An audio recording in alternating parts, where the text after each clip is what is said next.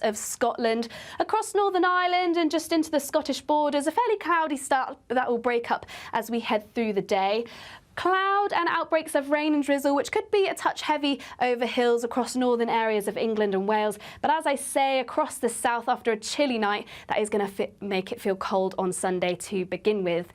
Through the day, though, things are going to warm up. Where we have this band of cloud, rain and drizzle, that may just linger on for a time, so quite a damp day for some northern areas of England and Wales. Sunny spells and blustery showers through into Scotland. Some of these could be heavy with some hail and thunder. But once again, down to the south and southeast, that's where they'll hold on to the warmer weather and largely dry as well.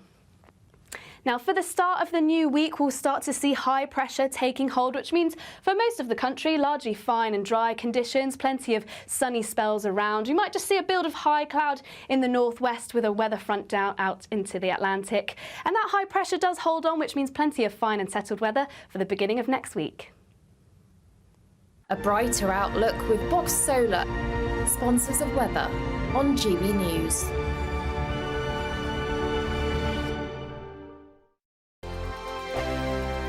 This is your chance.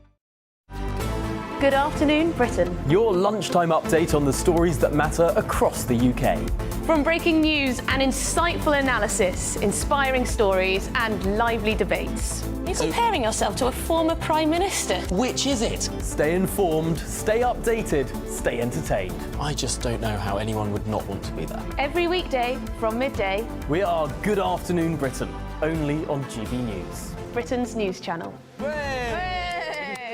Hi there, I'm Michelle Dewberry and I'm going to take a second to tell you all about my show, Dubes & Co. We start off with the issues of the day. We then bring in both sides of the arguments. We get rid of the disrespect. And then you throw me into the mix. And trust me, I'll tell it exactly how it is. And then, of course, the magic ingredient, you at home. We mix it all together and what have we got, in my opinion, the best debate show in town. Monday to Friday, 6 till 7 on GB News, Britain's news channel. Welcome to State of the Nation, daily plunge into the stories shaping our country. I'm Jacob Rees-Mogg, and Monday to Thursday we bring you the insights, the facts, the truth about how our country is being governed. Because what happens in Downing Street matters down your street. Tune in to State of the Nation every Monday to Thursday, 8 to 9 o'clock. Only on GB News, the People's Channel, Britain's news channel. It's Patrick Christys tonight, and here we do things differently. It's explaining the absolute madness of this, doesn't it? It's explosive. I mean, this is very good. It's lively. 850. Your government sat there, Sean, and it did nothing. It's controversial. And the Middle East has been in turmoil since before I was born. It's everything you need to kickstart your evening. Everyone's had their Weetabix tonight. I love to see it. That's Patrick Christys tonight, weeknights from 9 p.m. Only on GB News, the People's Channel, Britain's news channel.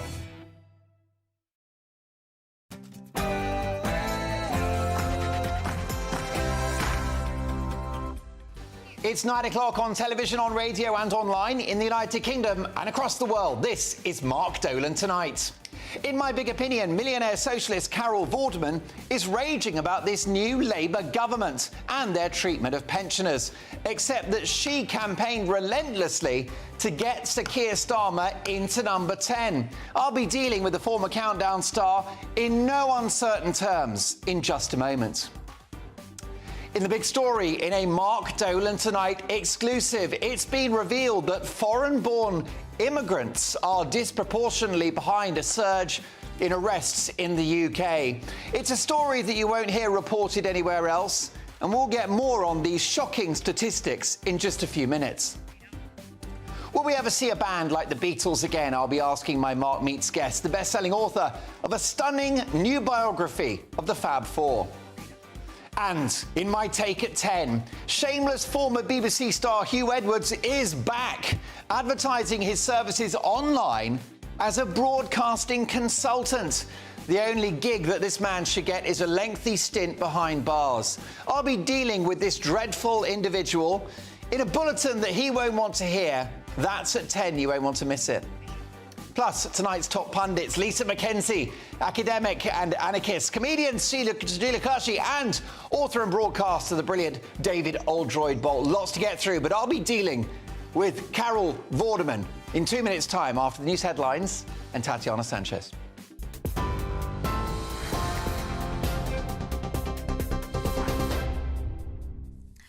Mark, thank you very much and good evening. The top stories. Well, some breaking news to start with. And Sir Keir Starmer's alleged to have broken parliamentary rules by failing to declare donations of clothing for his wife, Victoria.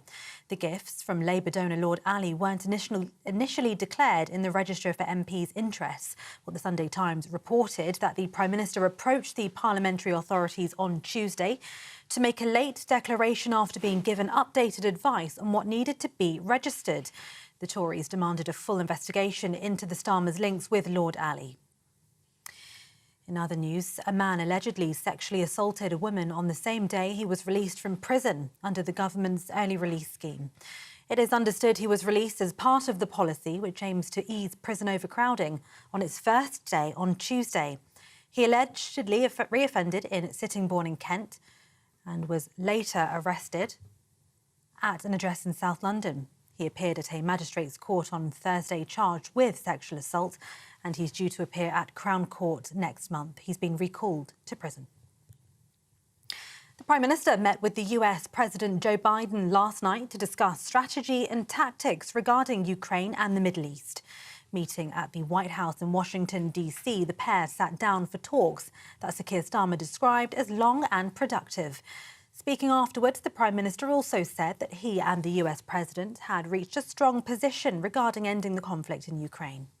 We've stood with Ukraine. Ukraine has a right to self-defence, and we've stood united, not just with our allies here in the US, but across with our NATO allies. That's very, very important to us. But today was about having the chance to talk not just about a particular step or tactic, but the strategy in relation to Ukraine. But also we covered the Middle East in some extensive detail and other areas across the world. So it was a really important occasion for us to have this chance to discuss with our allies. In other news, more questions have been asked about the government's decision to cut winter fuel payments following a vote earlier this week. Figures released by the Department for Work and Pensions estimated almost 800,000 pensioners will miss out on the benefit under the new plans. Of those set to lose the support, around two-thirds have a disability and 83% are aged 80 or over. Downing Street says a full impact assessment of the change hasn't yet taken place. And a rebellion could be brewing within the Labour Party following recent comments by the Prime Minister around a ban on smoking outdoors at pubs. Labour MP for Newcastle upon Tyne East and Wallsend, Mary Glindon, has tabled a motion in Parliament against her own party in order to try and block the potential plans. And in that motion, she praised the indoor smoking ban of 2007, but she also said extending the ban outdoors could restrict individual liberty. And those are the latest GB News headlines for now. I'm Tatiana Sanchez. Now it's over to Mark Dolan. For the very latest GB News direct to your smartphone, sign up to News Alerts by scanning the QR code or go to gbnews.com/alerts.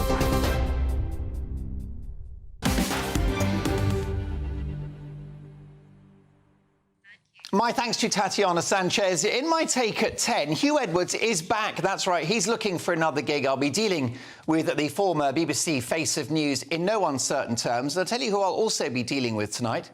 The Prime Minister, Sir Keir Starmer. This is a breaking story you'll have heard from Tatiana just a moment ago. Keir Starmer breached parliamentary rules by failing to declare that a multi-millionaire businessman and party donor bought high-end clothes for his wife, Victoria. Now, this is the same Lord Waheed Ali who contributed £500,000 to the Labour Party and enjoys a Access All Areas pass at number 10. So I'll be delving into what appears to be a sleaze scandal on the part of this new government later in the show. Lots to get through, but first, my big opinion.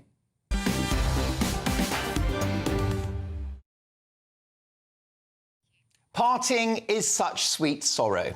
It's the end of the affair for TV superstar Carol Vorderman and our new Prime Minister, Sir Keir Starmer. And to think they were once so much in love.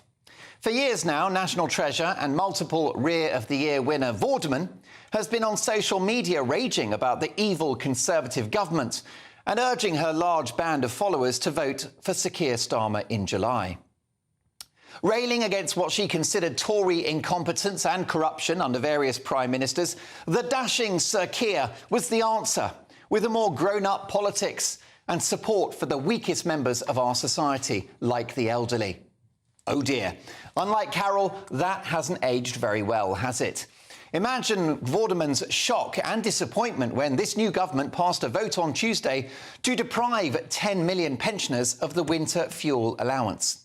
Yes, there are plenty of people who don't need the allowance, like Carol, for example, who recently sold her mansion for a reported £2.6 million. Wow, these lefties are getting richer by the day. But a third of those affected by her hero Sir Keir Starmer's cruel policy are living in poverty. It's terrible, this, isn't it? The problem is that Carol helped make it happen. In fact, she fronted a targeted and rather complex campaign of tactical voting that helped install this Labour government, with Starmer achieving a huge majority despite winning 3 million fewer votes than Jeremy Corbyn in 2017. And now, thanks to Carol's efforts, millions of pensioners will be shivering in their homes this winter. And there's plenty more for Carol to get angry about. She can get angry about Ed Miliband and his rumoured plans to cancel a new nuclear facility and a refusal to grant new oil and gas licences, betting the House on flaky renewables, threatening higher bills in the long run, a blighted countryside and a long-term reliance on fossil fuels from nasty dictatorships. Carol can be angry about a government that says it wants growth but looks to have killed the economic momentum brought about by those evil Tories by threatening business with red tape and extra costs, raising taxes in the budget which will scare off investors and wealth creators, and talking down our economic viability with this lesser-spotted economic black hole, which is proving as elusive as the Loch Ness Monster. Carol can be angry about this new government scrapping plans to ensure free speech in universities, making it harder for middle-income families to educate their kids privately, or the scrapping of one-word Ofsted ratings, taking power and choice away from parents. As a mathematician, Carol can get angry about Labour's mooted plans to scale back the teaching of times tables at primary school. There is so much that Carol can get angry about. You see, there's an old saying, be careful what you wish for. Carol's dream of a Labour government has turned into a nightmare, not just for her, but for all of us. Now, Carol has asked the Prime Minister to apologise for his treatment of pensioners, but perhaps Carol could give us an apology for her hand in this. We've got the receipts for all of the times that she campaigned to chuck Rishi out, a man who delivered the highest economic growth in the G7 and 2% inflation. Instead, she wanted to bring Starmer in. We've also got the receipts of my warnings on this very programme about what would happen if Sir Keir Starmer became Prime Minister. Biggest I told you so in history. So Carol Vorderman is the queen of the calculator. As a former star of Countdown, she's famous for her prowess with numbers, but her politics don't add up.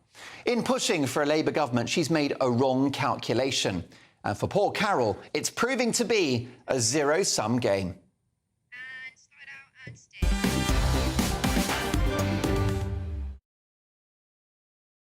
Your reaction, please. gbnews.com/your say. But first, tonight's top pundits. I'm delighted to welcome broadcaster and comedian Sajeela Kershi.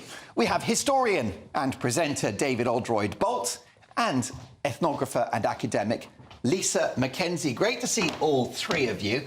Do you have any sympathy, Sajeela Kershi, for Carol Vorderman? I do, and I'm actually very cross with you, Mark Dolan, for being so nasty about You're not going Carol. to give me a spanking, are you? I'm going to give you a very good spanking.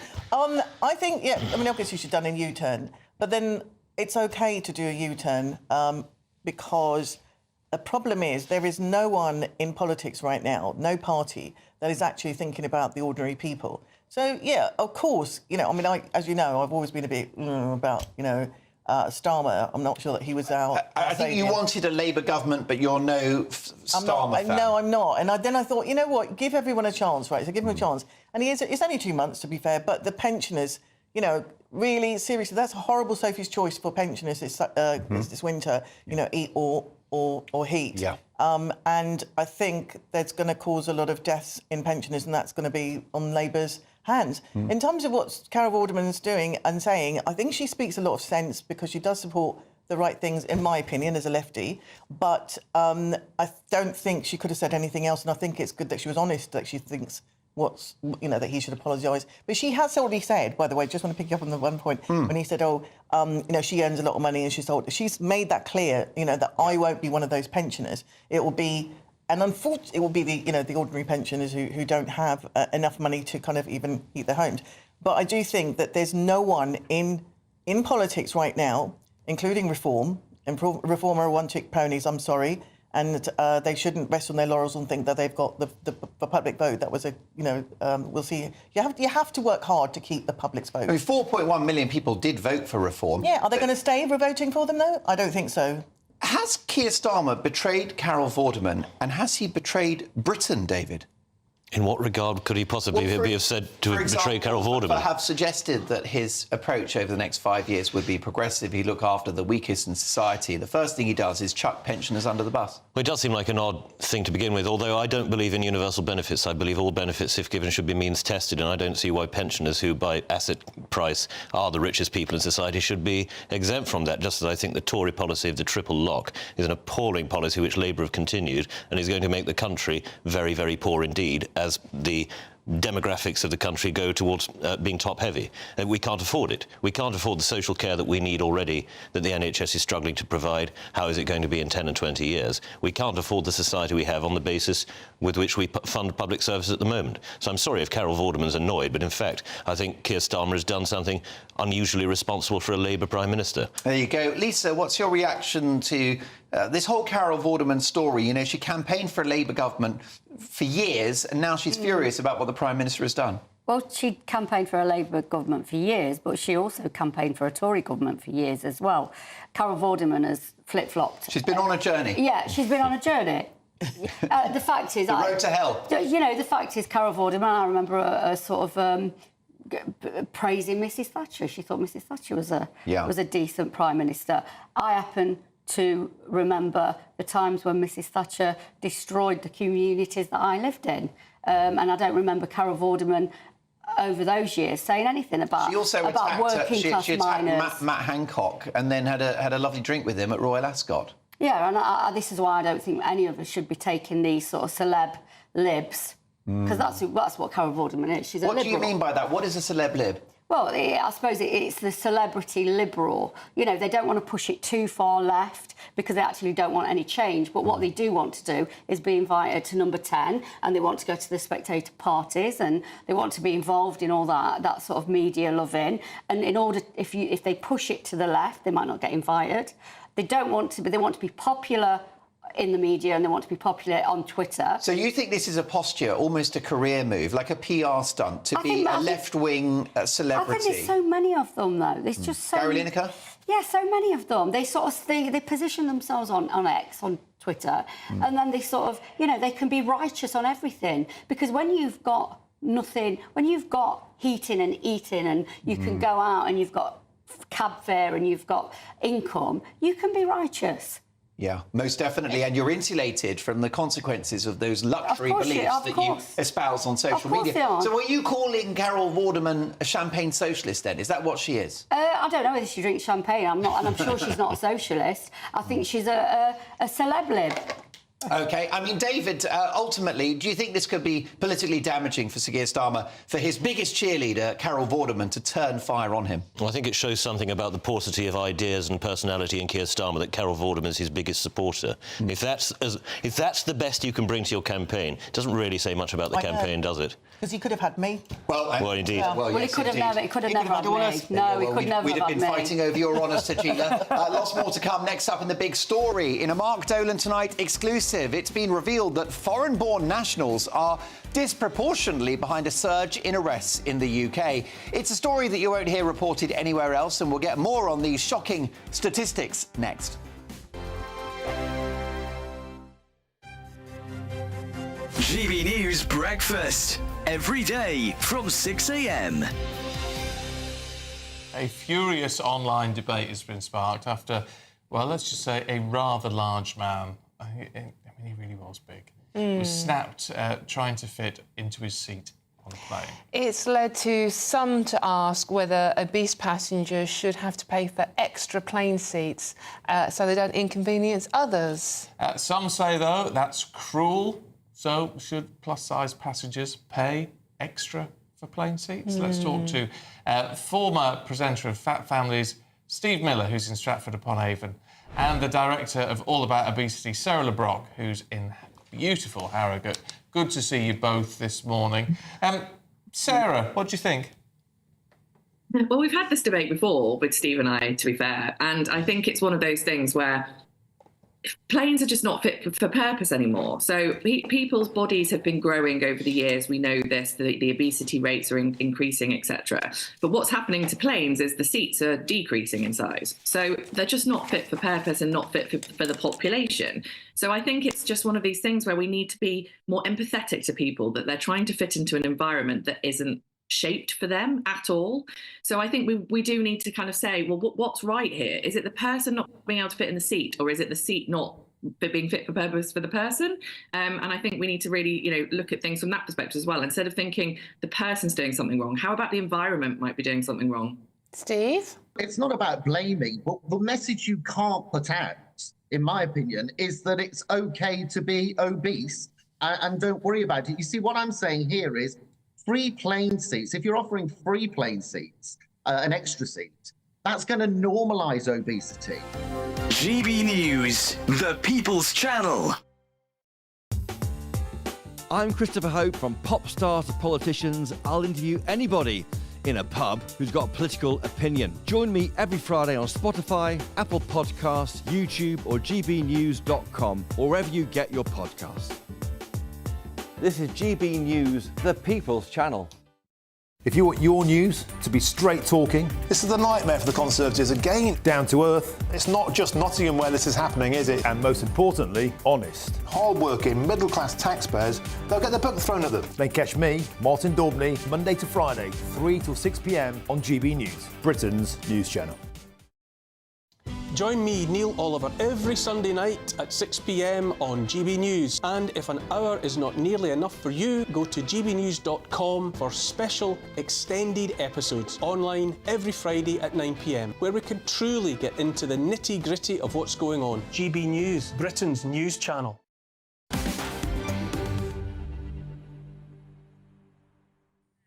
Well, a big reaction to my big opinion. Carol Vorderman has been campaigning for a Labour government. Now she's complaining about it. Well, we told you so. The messages are coming in thick and fast. gbnews.com/your say. How about this? We've got Tony, who's a GB News member, who says, good evening, Mark. Carol campaigned for a knight in shining armour and ended up with Don Quixote. That's absolutely brilliant. How about this from Glynis, who says, good evening, Mark. Glynis says, not only was Carol Vorderman wrong about what she said, she was particularly unpleasant about how she said it. Neil says, Mark Vorderman's views are as fake as her plastic-injected body. Very harsh language there. She's a very glamorous and accomplished woman. But hey, Neil, you're entitled to your view. And on pensioners, Tony says, Mark, why should the state pension be classed as a benefit, which could be stopped at any time or even means tested? The state pension should be as of right when you've paid into it all of your working life. Tony, thank you for that. Now, I'll be dealing with Huw Edwards, who is looking for another gig, and I'll be tackling that story in my Take at 10. You won't want to miss it. Lively stuff. But first, the big story.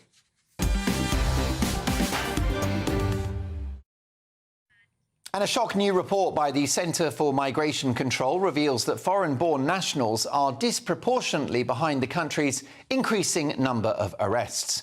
In 2023, there was one arrest of a British national per 94 people. However, for migrants, this rate surges to 1 in 70. The Home Office has recently been criticised for refusing to provide data on the nationalities of those arrested. Former Minister Neil O'Brien, Tory leadership contender Robert Jenrick and political commentator Professor Matthew Goodwin have all railed against this so-called data desert. Well, now we do have some figures. And what do they tell us? I'm delighted to welcome political commentator Jess Gill. Jess, really good to have you on the show for the first time. What's your reaction to these new figures? Yeah, it's really not surprising considering whenever a crime is reported, they seemingly miss out the fact of the ethnicity of the person and seem to cover that up completely. So it really isn't surprising. But I'm really upset that it has taken an independent research body rather than the government being open about these statistics. It's ridiculous. By using someone's migration status in relation to crime statistics, isn't that racial profiling and isn't that a problem? I don't think it's a problem. I think it's just the truth. These are just facts. And if there's a disproportionate amount of people committing crime, I think that's just how it is. And I think people need to be aware of it. The reality is that it isn't just a certain ethnicity or a certain race. It's not racist to say so. I think it's more important that people are aware that the type of people we're bringing over aren't the best of the people in their country. And it is causing crime, which is in effect disproportionately affecting the taxpayer. And Jess, why is migrant crime proportionally higher, do you think? Oh, I'm not too sure on that one, in all honesty. I think it's a wave of factors. I think maybe it's the culture around it, maybe it's the type of people we're bringing in, the fact that we're not having a good standard of the type of people we're bringing in, and so they're allowed to just take advantage of our benefit system and off our, for example, the health and social visa, and that we've had such low standards that anyone can take advantage of it.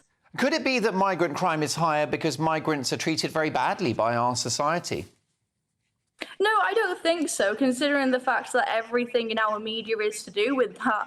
It's hard to say that they're treated badly when they're welcomed with open arms and given benefits and given all these perks. For example, with the visas, with the health and social visas, instead of training up British-born people to fill these roles, the government over the past decade has just imported hundreds of thousands of people. Jess, why do you think so much of the media are reluctant to cover stories like this? And why aren't we getting this kind of data from central government? I think because they're afraid of the truth and it really debunks their conceptions. I think the government, again, it would prove that multiculturalism has been a failure, and the fact that you can't have all these cultures come together and there won't be any problems has turned out not to be true, and that's why they don't want to face the fact, because they're not going to admit they've been wrong over the past few years. Jess, if crime is higher among foreign-born nationals, how do we tackle the problem? I think if crime is... Well, for one, I don't think any foreign-born national should be in a UK prison. I think just deport them all, quite frankly. Why should the UK taxpayer have to pay for that? I think that's ridiculous. And just having a zero-tolerance policy towards it. In all honesty, I think we need to focus more on the actual victims here, which are the people who have been impacted by crime, by both UK and foreign-born criminals here, and I think that's the real problem.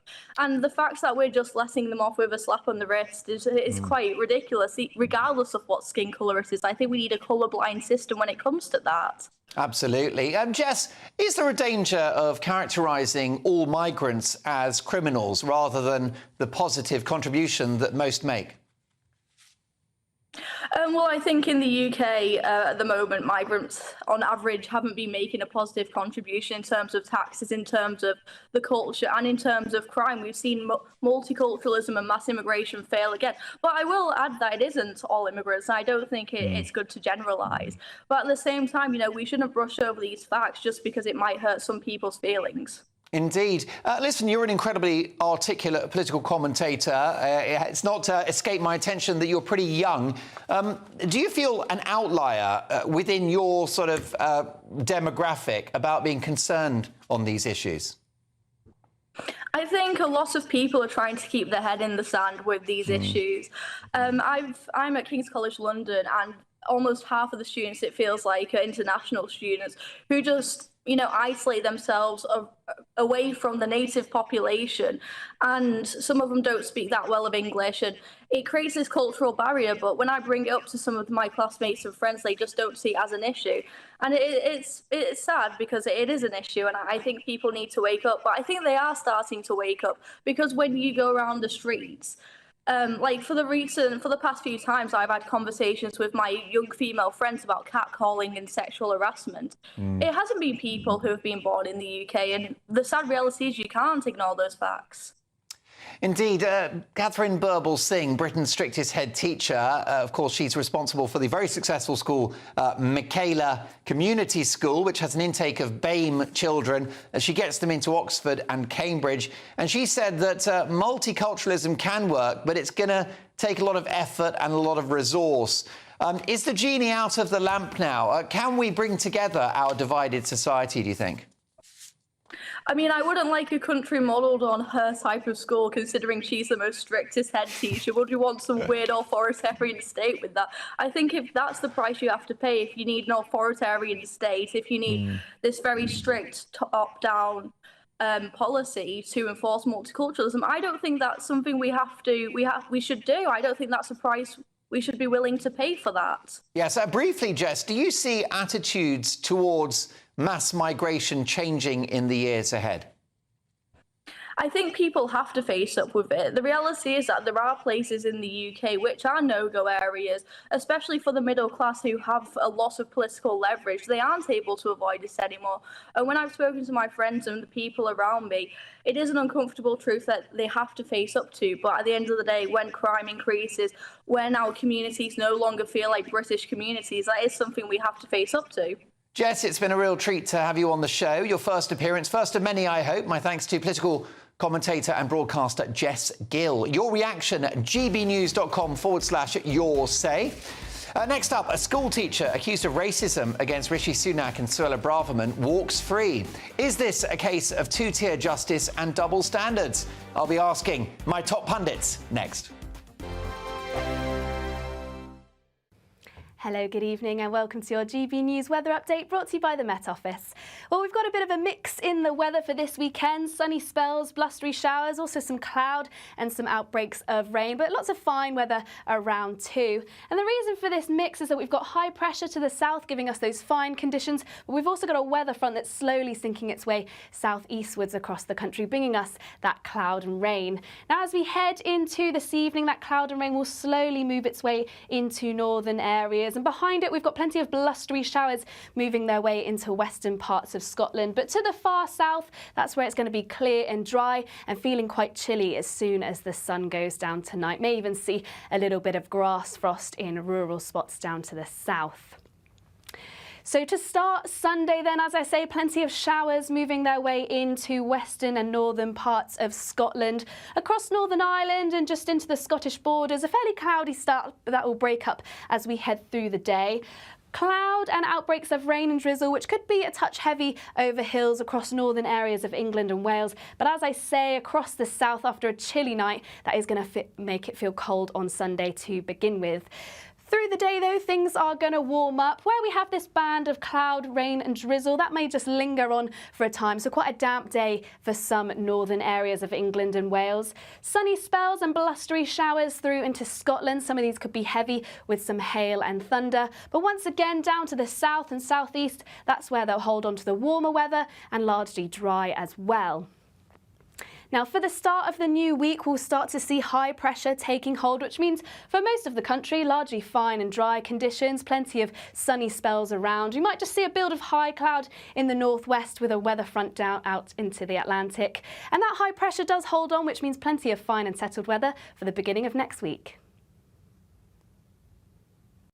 It's Patrick Christys tonight, and here we do things differently. It's explaining the absolute madness of this, doesn't it? It's explosive. I mean, this is very good. It's lively. 850. Your government sat there, Sean, and it did nothing. It's controversial. And the Middle East has been in turmoil since before I was born. It's everything you need to kickstart your evening. Everyone's had their Weetabix tonight. I love to see it. That's Patrick Christys tonight, weeknights from 9 p.m.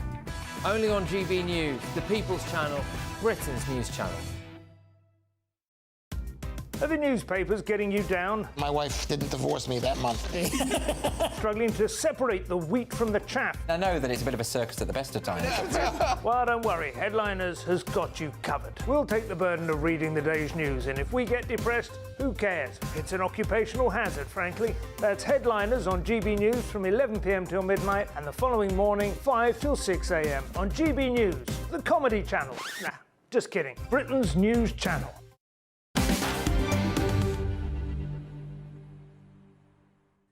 Well, a big reaction on the message board to our conversation about the news that foreign-born criminals are disproportionately responsible for crime in the UK.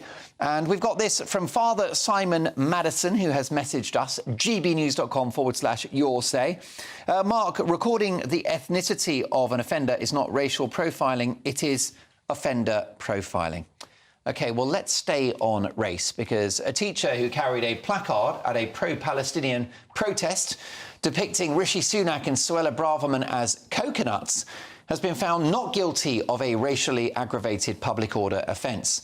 Maria Hussein carried a picture showing the faces of then Prime Minister Rishi Sunak and Home Secretary Suella Braverman superimposed on coconuts under a palm tree in November 2023. Her defence said that the placard was not racist but satirical and humorous. However, prosecutor Jonathan Bryan argued that coconut was a well-known racial slur, suggesting that someone was brown on the outside but actually a white person on the inside in terms of their views. Let's get the views of tonight's top pundits. We've got Sajila Kershi, David Aldroyd-Bolt and Lisa McKenzie. Sajila, what do you make of this one? Well, this is interesting because I have in the past been called a coconut. And I identify as a coconut sometimes. I'm very home counties. I mean, you're nutty, we know that. Huh? You're nutty. I'm nutty. I'm a bit chewy and a bit, wet, yeah. But, yeah, I don't actually think this was a racial slur. And I don't know why we're trying to make coconut a term of a racist slur in this context. I think it's great that she got let off because it was a free expression protest. Right. And we've had lots of banners. I've done many protests and put many things on banners, and are we going to start banning all of them? And she's been let off, can I just say? So the law has decided, before we go any further along, she has been proven innocent in this case. I've been arrested for something that I held on a banner, actually. I have been arrested. So, arresting people for saying things that may be offensive to some people, it's not right. And I've been arrested for... I had a poster that said, "We've found new homes for the rich," and a graveyard. Right. And I was arrested for that. That's crazy. I mean, what was that, on the grounds of taste and decency or something? They tried to do it as a hate crime towards rich people. OK. And then I got done for a Section 5 public order for causing alarm and distress. So was it upheld? What was the outcome? It went to court. Crazy. And, well, it was two things, actually. One thing was criminal damage for putting a sticker on a window, and then they found out I didn't do it, someone else did. So they charged me on joint enterprise and this public order offence for holding this poster. Went to court and the judge kicked it out. Yes, go on, Sajila. This makes me really, really angry, OK? So on the one hand, there's a picture depicting this and they found it offensive. Right, if you're going to go down that found route... it offensive. Yeah, they found it because they've got nothing better to do. They, whoever they are. But the thing is, on the other hand, it's OK to have... It's not offensive to Muslim people when you show pictures of Muhammad or other things that they find offensive. You have, where's the consistency? Do you know what I mean? It's like you can't... Well, yeah, you mentioned that. What about, David, those weekly pro-Gaza marches in which lots of slogans which are considered anti-Semitic by some have been brandished without any censure whatsoever? I think it's one of the most egregious failures of policing in this country in recent years, because that is quite clearly a slogan that calls for the eradication of Jewish people. What does it say? Why is it so obvious that's what people are saying? Because when you're chanting from the river to the sea, you're talking of people being driven from the River Jordan into the Mediterranean. Although, Sajila, would you chant something that could be offensive to a portion of the population? For example, would you go on a march and say something which could be offensive to some black people? They're also chanting lots of other things, like let's not have genocide, let's not sell arms to Israel. They're chanting lots of But other we're things. talking about from the river to the sea here. Well, the rivers of the sea, because that's going to hurt people, is it? Words that are thrown out, rivers of the sea. It's considered anti-Semitic. I am a free speech absolutist, as you know. And so am I. Yeah, as we all are in comedy mostly, right? So I'm sorry, there is no way I am going to say that it's not OK to chant things on a peaceful protest, and calling them hate marches. I'm sorry, that's incorrect as well. Well, I think it's not incorrect because most of my Jewish friends will not let their children go anywhere near central London when these things are occurring because they're afraid that they will be attacked. And that's a Jewish man was told by a police officer. Someone was in fact removed for being visibly Jewish. Told not to cross the road at one of these marches for being overtly Jewish. The Jewish man who actually instigated all this. Yes, that sounds like a conspiracy theory. They together with the same two people that belonged to the same people who were protesting it in Reggie Hunter's show. In the US, who are free speech is protected. There are marchers by the far right which shouts, "The Jews will not replace us." Now, I'm a free speech person, but I don't want to see that on British streets, actually. I don't want to be such a free speech absolutist that we can have far-right marchers shouting, "The Jews will not replace us." So I think that that's a very different thing to say to rivers to the sea. So what's the slogan? Sorry, from the rivers to the sea. We will all be free. We will all be free. I've just said it. Has anyone been hurt? Has anyone...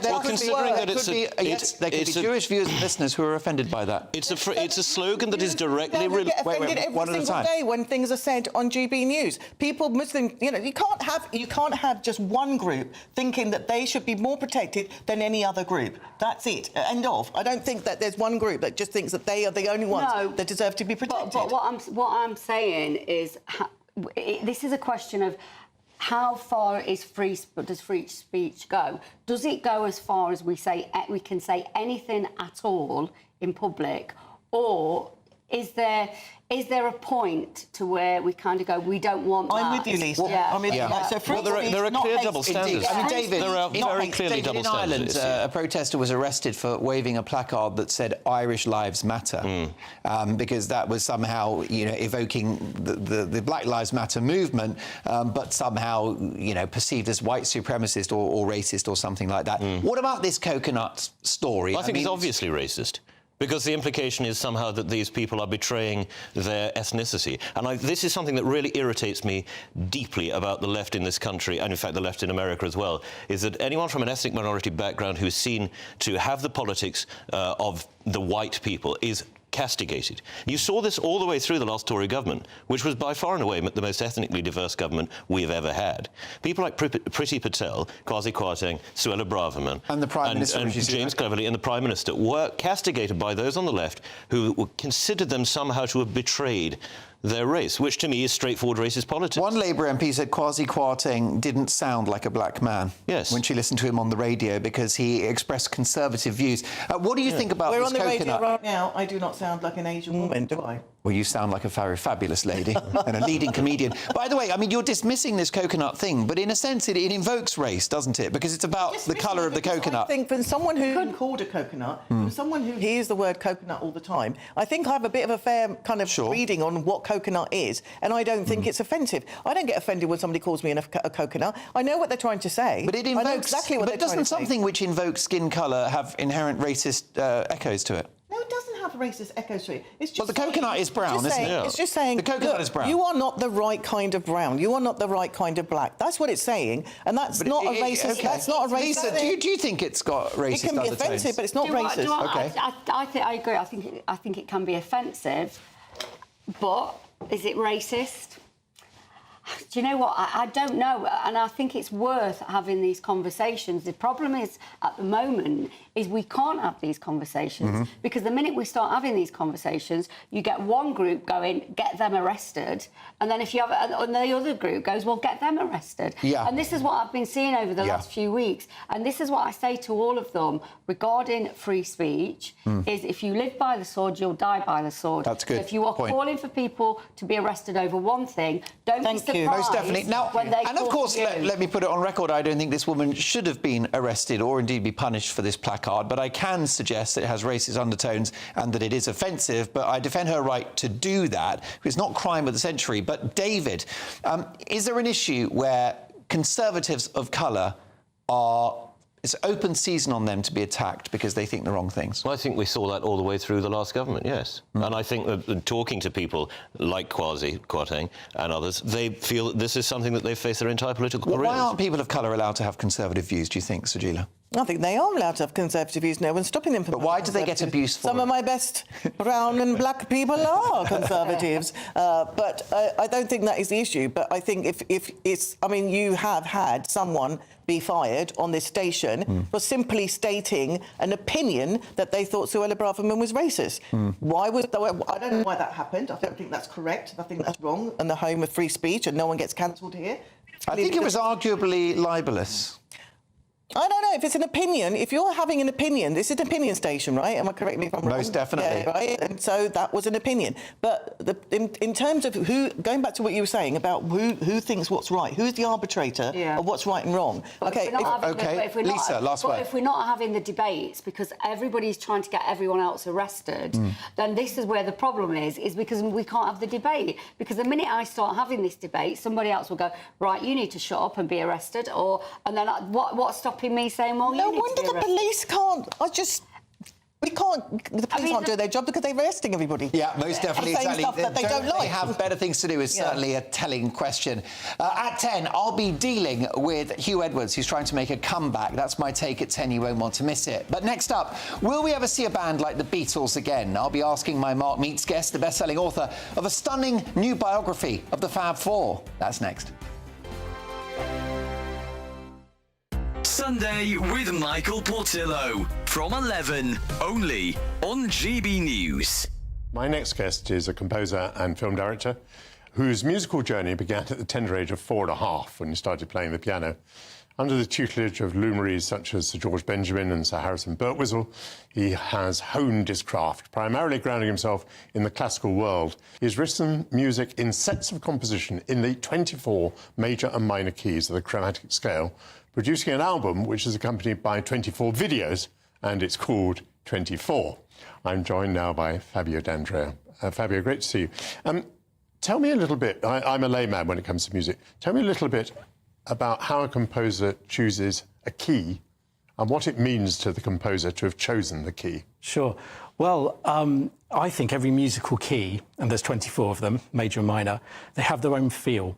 So you could play a piece in, say, C major, which is normally regarded as the simple key, it's all the white notes on the piano. But if you play that piece, say, in A-flat major, it's going to have a very different feel.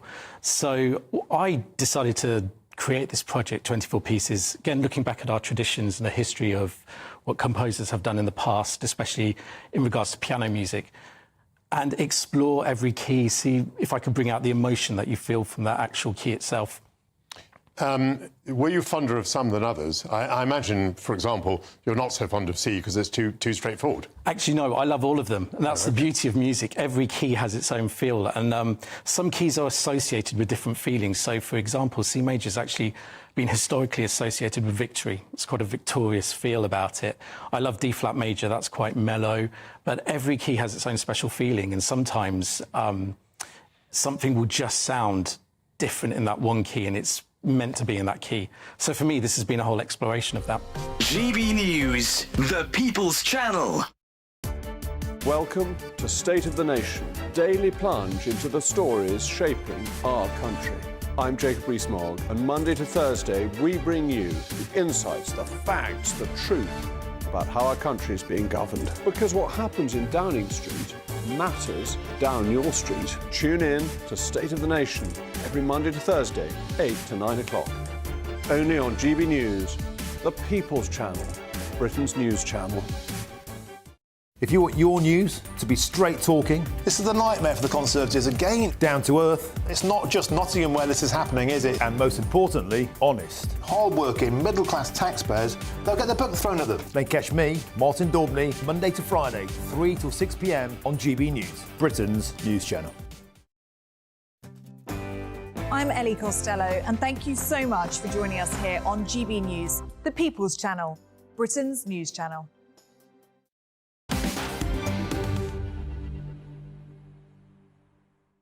The messages are coming in thick and fast. This from Catherine, who says, Mark, we don't mind provided it's fair and consistent, which currently isn't. This is about freedom of speech in this country. The problem is, coconut was racist. Yeah, freedom of speech, OK, but make damn sure it's equal on all sides. Thank you for that considered message, Catherine. I completely agree. OK, at 10 o'clock, I'll be dealing with Huw Edwards, who's looking for another gig. But first, Mark Meets.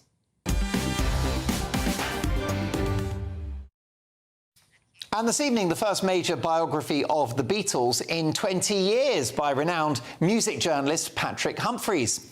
With the Beatles, from the town where they were born to now and then, features previously unpublished interviews with Paul, George and Ringo. It's winning rave reviews, and With the Beatles is out now. And I'm delighted to say Patrick Humphreys joins me on this occasion. Patrick, great to see you. Good to see you. What Beatles treasure have you unearthed in this book? They come from Liverpool. Ringo's not his middle name.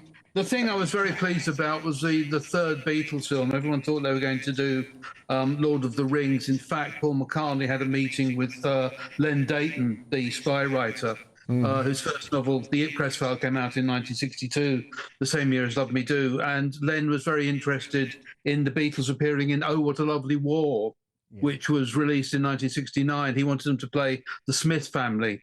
Paul McCartney, after a delicious curry that Len had cooked for him, declined. He felt the Beatles should be doing something about Vietnam. That was something I was very pleased to have discovered. I know the book focuses on their early years growing up in Liverpool. So how did growing up in Merseyside shape the Beatles? Oh, it was crucial. I mean, you know, it was the most bombed city after London during the war. I mean, these were real Blitz kids. I mean, they grew up on bomb sites. They grew up with rationing. The working class heroes really were George and Ringo. John was very comfortably middle class. Paul was sort of lower middle, but I mean they came from certainly not privileged backgrounds, from a remote, rather rundown northern seaport. I mean everything was in London at the time: the record companies, the major newspapers, the media. So to actually get from Liverpool to London was literally a real struggle. It was an 11-hour drive on a pre-motorway Britain. So I mean the first time I actually remember hearing provincial accents on BBC radio. I mean, everyone spoke about the Queen or the Duke of Edinburgh, and you heard the sort of chirpy northerners speaking. I thought that's different. And then, of course, you heard the music, and it just completely captivated. What separated the Beatles from other bands of that era, Patrick? Well, I think fundamentally it was the music of Lennon and McCartney.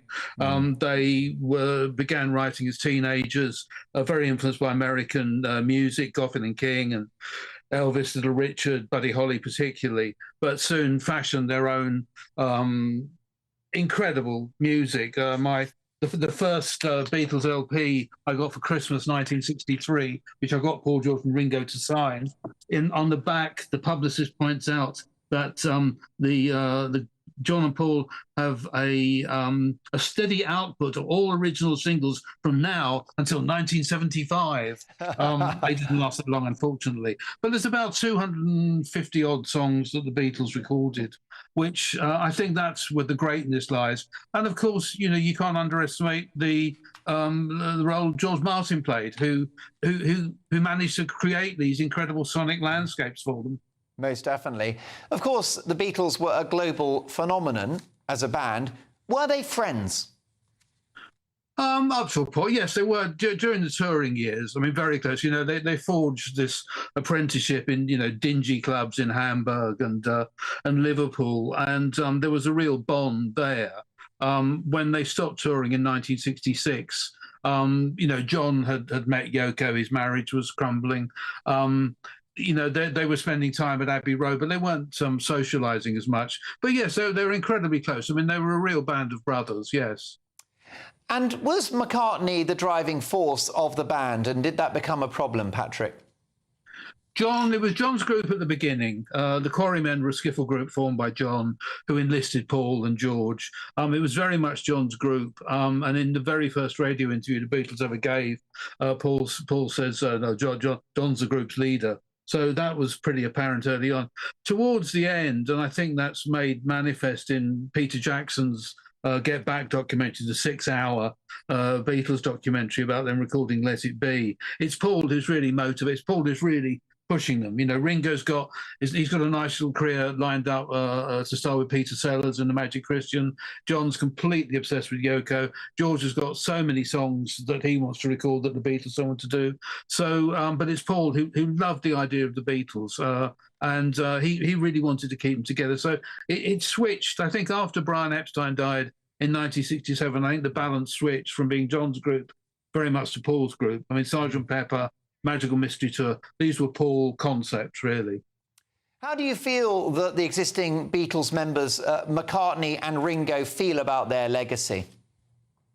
I think they can't get away from it. I mean, I think they thought there would come a time when people would stop asking them, every anniversary. I mean, I interviewed Paul once, and when I was setting up the tape, there was some Beatle anniversary in the paper. I said, do you remember this? He said, no. He said, if you look at those books of what we did from 63 to 66, it's a complete blur, he said.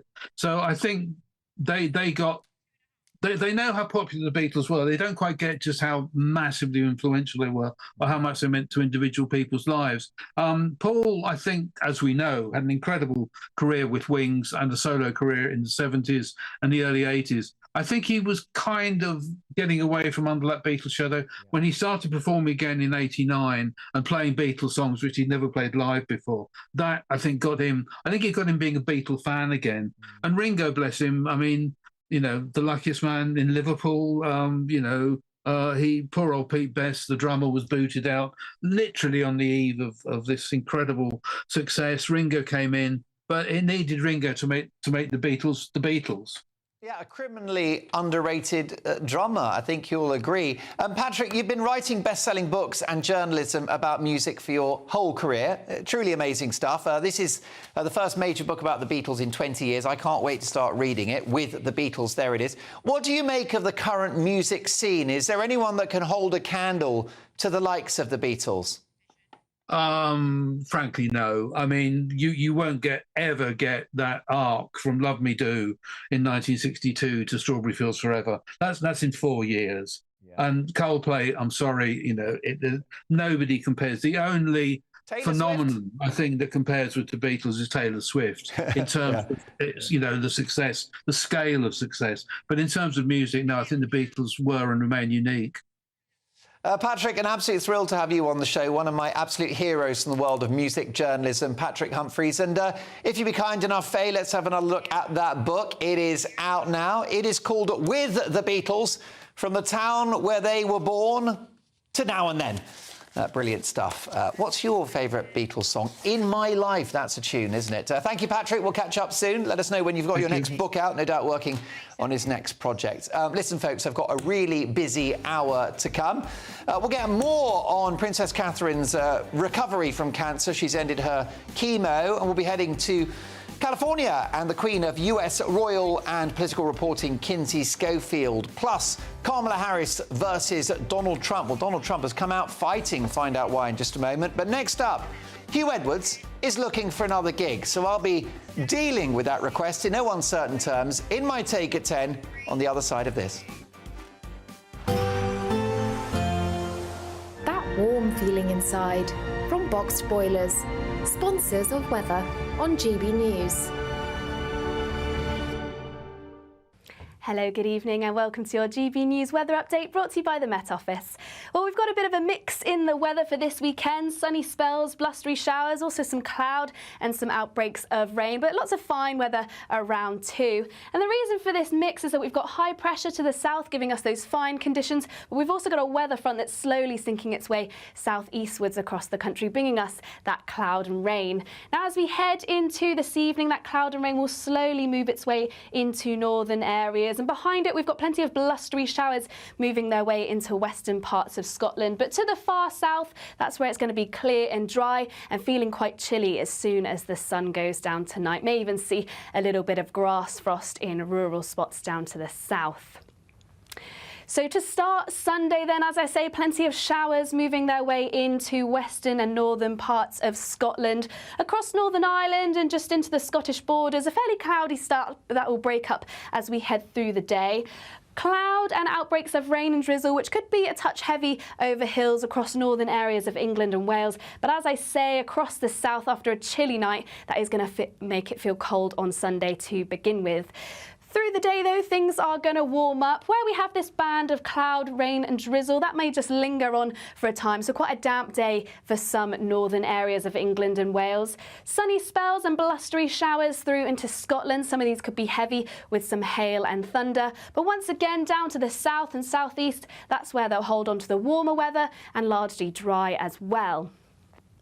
Now, for the start of the new week, we'll start to see high pressure taking hold, which means for most of the country, largely fine and dry conditions, plenty of sunny spells around. You might just see a build of high cloud in the northwest with a weather front down out into the Atlantic. And that high pressure does hold on, which means plenty of fine and settled weather for the beginning of next week. Looks like things are heating up. Boxed boilers, sponsors of weather on GB News.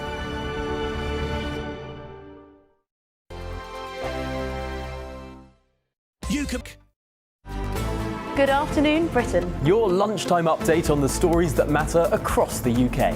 From breaking news and insightful analysis, inspiring stories and lively debates. You're comparing yourself to a former Prime Minister. Which is it? Stay informed, stay updated, stay entertained. I just don't know how anyone would not want to be there. Every weekday from midday. We are Good Afternoon Britain, only on GB News. Britain's news channel. Hi there, I'm Michelle Dewberry and I'm going to take a second to tell you all about my show, Dubes & Co. We start off with the issues of the day. We then bring in both sides of the argument. We get rid of the disrespect. And then you throw me into the mix. And trust me, I'll tell it exactly how it is. And then, of course, the magic ingredient, you at home. We mix it all together and what have we got, in my opinion, the best debate show in town. Monday to Friday, 6 till 7 on GB News, Britain's news channel. Join me, Camilla Tominey, for a frank and honest discussion with those in power that cuts through the spin and gets to the heart of the issues shaping our nation. You haven't confirmed that you want to stand as leader, but you haven't ruled it out either. This report basically says that he's not fit to stand trial. Is he indecisive? Incompetent? I deliver the dose of reality Westminster needs. That's the Camilla Tominey Show at 9:30 every Sunday on GB News, the People's Channel, Britain's news channel. Are the newspapers getting you down? My wife didn't divorce me that month. Struggling to separate the wheat from the chaff? I know that it's a bit of a circus at the best of times. Well, don't worry, Headliners has got you covered. We'll take the burden of reading the day's news, and if we get depressed, who cares? It's an occupational hazard, frankly. That's Headliners on GB News from 11 p.m. till midnight, and the following morning, 5 till 6 a.m. on GB News, the comedy channel. Nah, just kidding. Britain's news channel.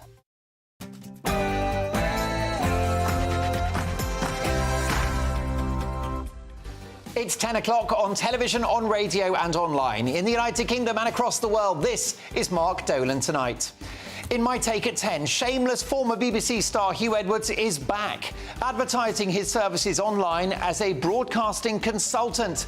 The only gig he should get is a lengthy stint behind bars. I'll be reading this dreadful man a bulletin that he won't forget at 10 o'clock in just a couple of minutes. You won't want to miss it.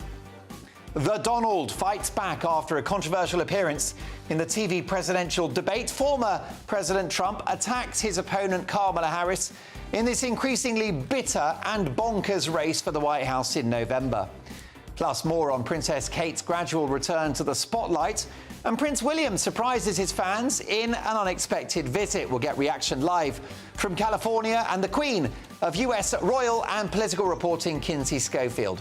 Plus, tomorrow's at newspaper front pages, a packed show, lots to get through, and breaking tonight. This in tomorrow's Times. The Prime Minister, wait for it, breached parliamentary rules by failing to declare that a multimillionaire businessman and party donor bought high-end clothes for his wife, Victoria. We'll be dealing with this shocking example of Labour sleaze at 10:30 with the papers. Lots to get through. Huw Edwards in 2 minutes' time with a bulletin from me that he won't want to hear. But first, the brilliant, the irreplaceable Tatiana Sanchez.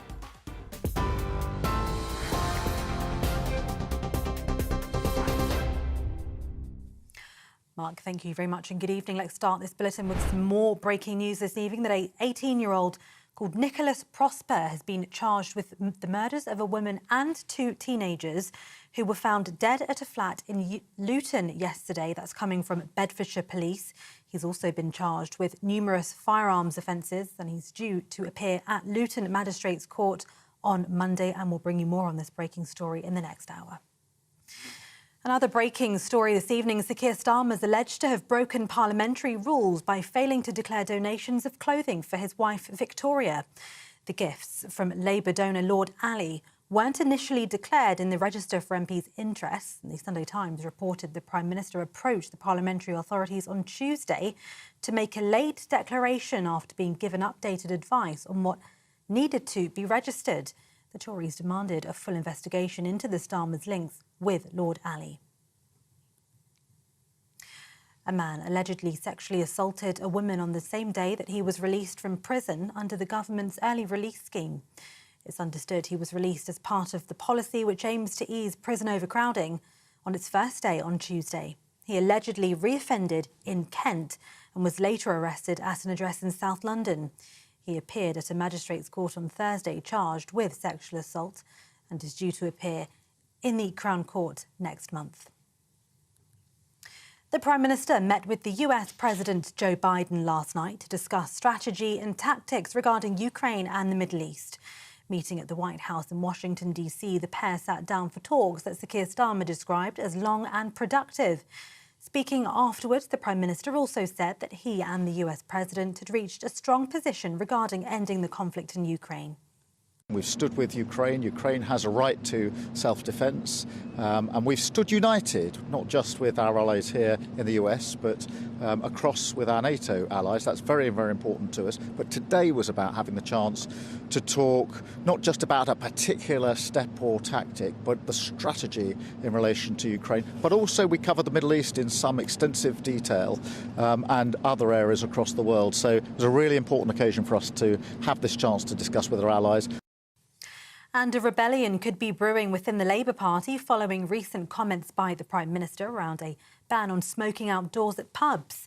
Labour MP for Newcastle upon Tyne East and Wallsend, Mary Glindon, has tabled a motion in Parliament against her own party in order to try and block the potential plans.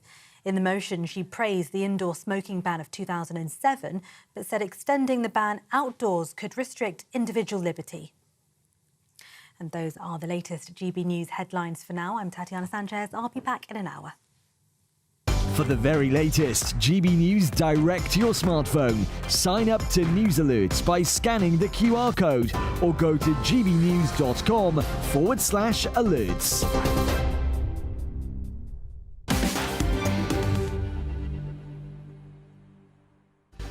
Thanks, Tatiana. A very busy hour to come. A Labour sleaze scandal involving the Prime Minister's wife.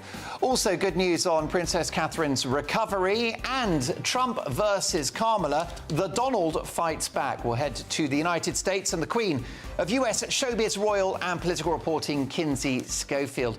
Plus at tomorrow's papers and more on that shocking Labour sleaze scandal with Lisa McKenzie, Sajila Kershi and David Oldroyd Bolt.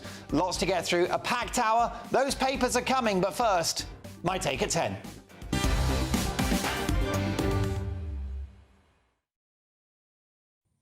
Here are the 10 o'clock news headlines.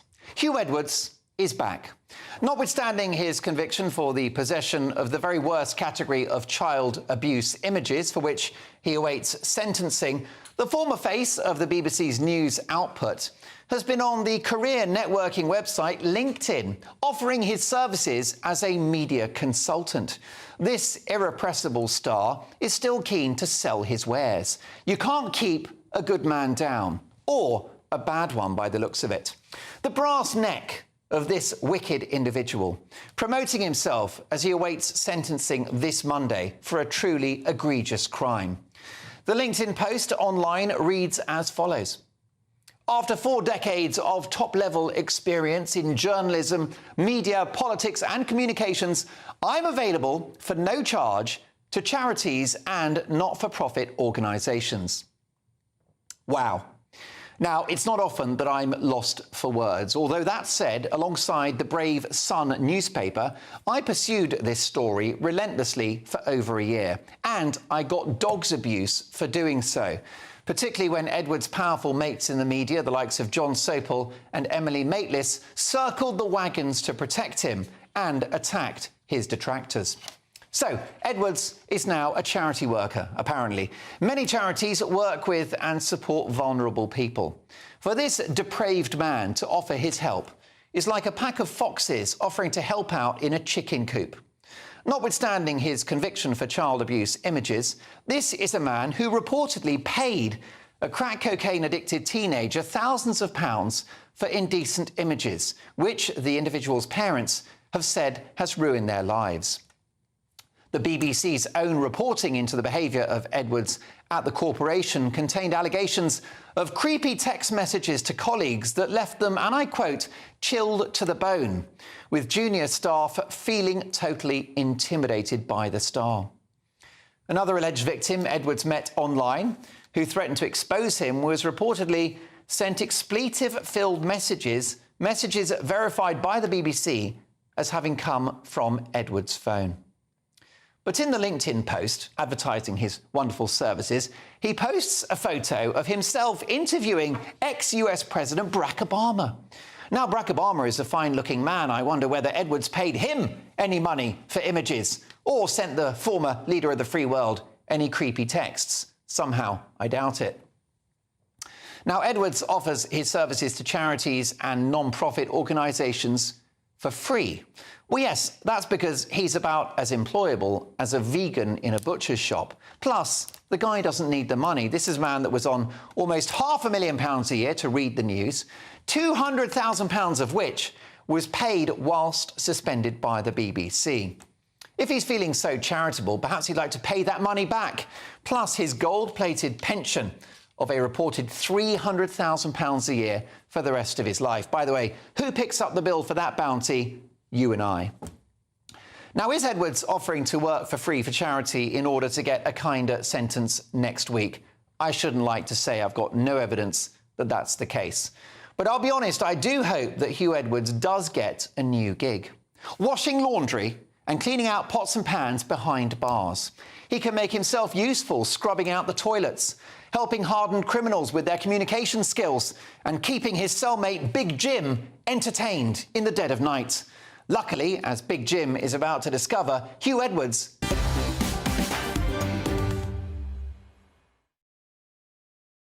cut off in my prime. You lost the punchline, don't you worry, folks. Lots to get through there. Your reaction, gbnews.com/your say. First, at tonight's top pundits, and I'm delighted to welcome David Oldroyd-Bolt, Sajila Kershi and Lisa McKenzie. Lisa, the brass neck of this man. Yeah, I don't think he's the first that's looking to charities to try and wash his reputation. Perhaps he thinks that if he does some charity work and, you know, does good for people, it might sort of help his fall from grace, really. I don't think it will. His crime that he has pleaded guilty to is looking at some of the worst images of children, of sexually exploited children. I don't think there is a charity or a non-profit organisation which would touch him, and quite rightly. And I don't think trying to wash his career by doing good works is going to work. David, this will be a profound insult and perhaps disturbing to Edwards' victims. Of course, we know that Images of child abuse always involve a victim. This is not pornography. No, I think it's a really quite despicable and intensely cynical thing for him to be doing, to try, as Lisa says, to wash his reputation clean. It's a very, very different thing from, for instance, John Profumo, who had resigned from the government in 1963 because he was having an affair with a woman who was also having an affair with a Soviet spy, who then spent 40 years working in the East End with the deprived of London.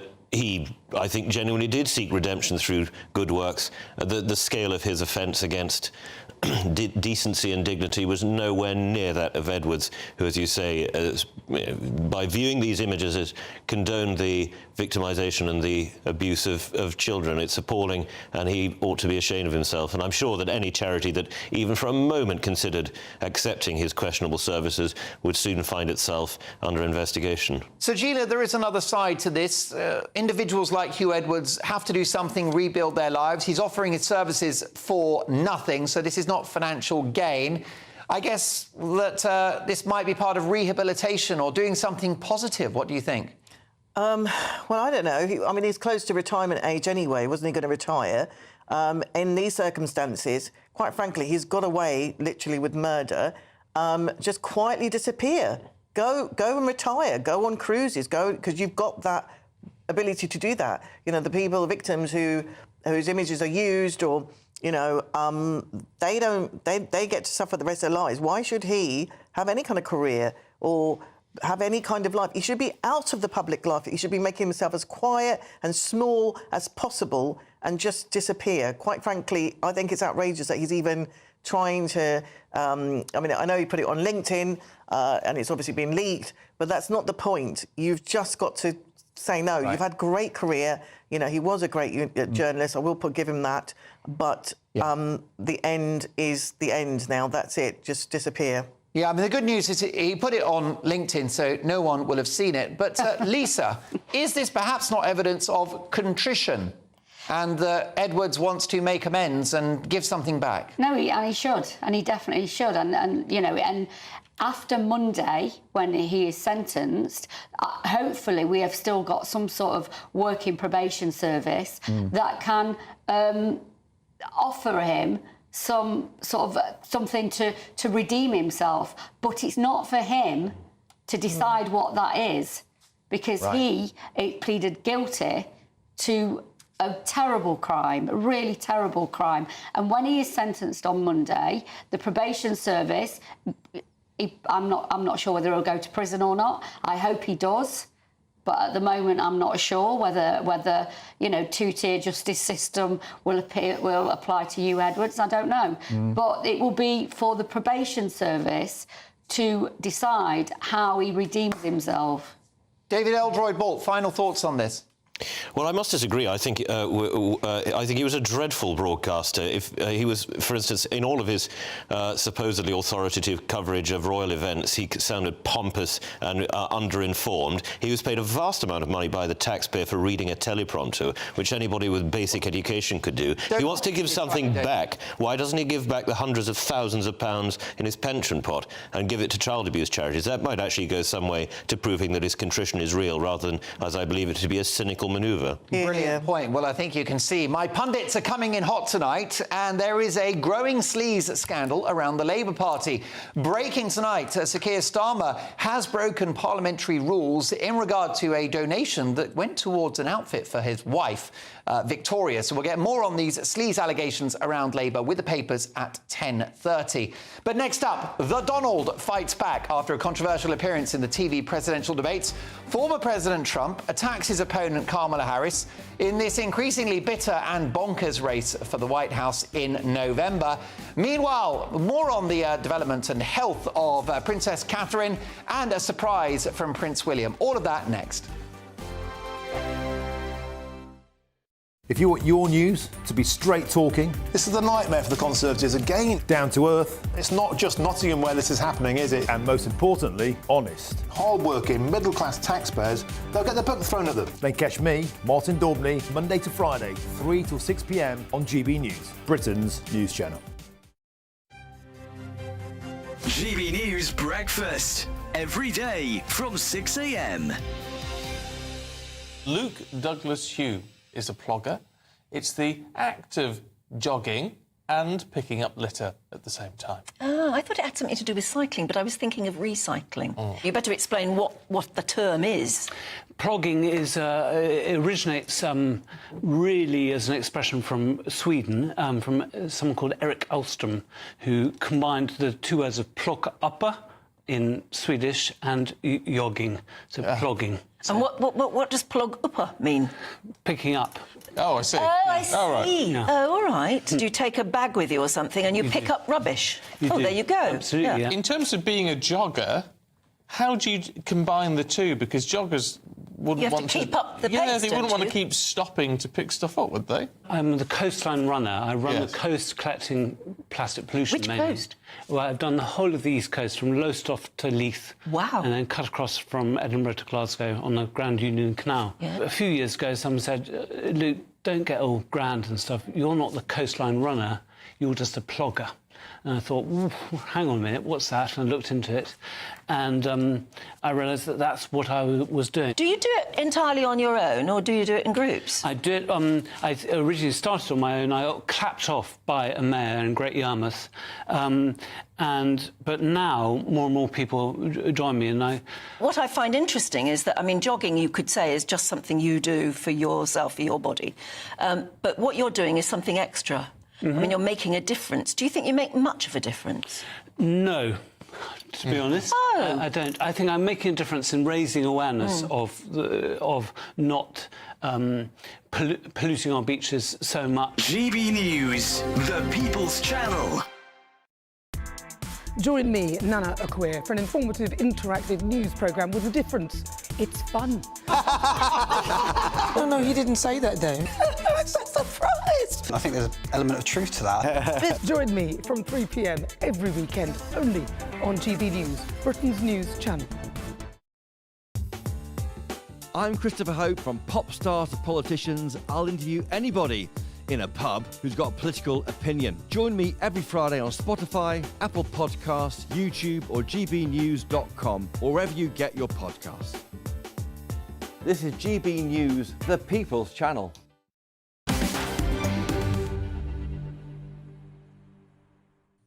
Well, it's time now for US News with the Queen of American showbiz, royal and political reporting, Kinsey Schofield. And Kinsey, let's start with really the only story in town when it comes to America, and that was the big TV presidential debate between Donald Trump and Kamala Harris. Who won? Mark, I missed you too. It's been over a month. This is the longest we've ever gone. I can't even believe that wasn't your first words, but yes, I'd say that Kamala won hands down. It was a disappointing night for Donald Trump, but I will give him credit. It was 3-on-1. We had the ABC News. They were only fact-checking Donald Trump. They were not fact-checking Kamala Harris. They even admitted that their intention was to fact-check Donald Trump before the debate. But, you know, Donald Trump he showed some weaknesses. His ego was bruised and he lashed out at places that were unnecessary. He's vague in his descriptions and he exaggerates, and that's not going to win him an election. No, and he's ruled out any further TV debates. Is that a mistake, do you think? I do think that's a mistake because it makes him look like he's fearful of Kamala. But I also understand that perhaps he's doing it because he feels like he's consistently set up to fail. But if he could get on a platform like Fox News or somewhere where he's confident, I think that it would be a different situation. But Kamala then won't agree to do that. She just had her first sit-down solo interview, and guess who it was with? ABC News. It's just kind of ludicrous. Most definitely. What about, how it's impacted the race for the White House itself? I mean, is there an impression now that it's Harris's to lose? Does she have the big momentum?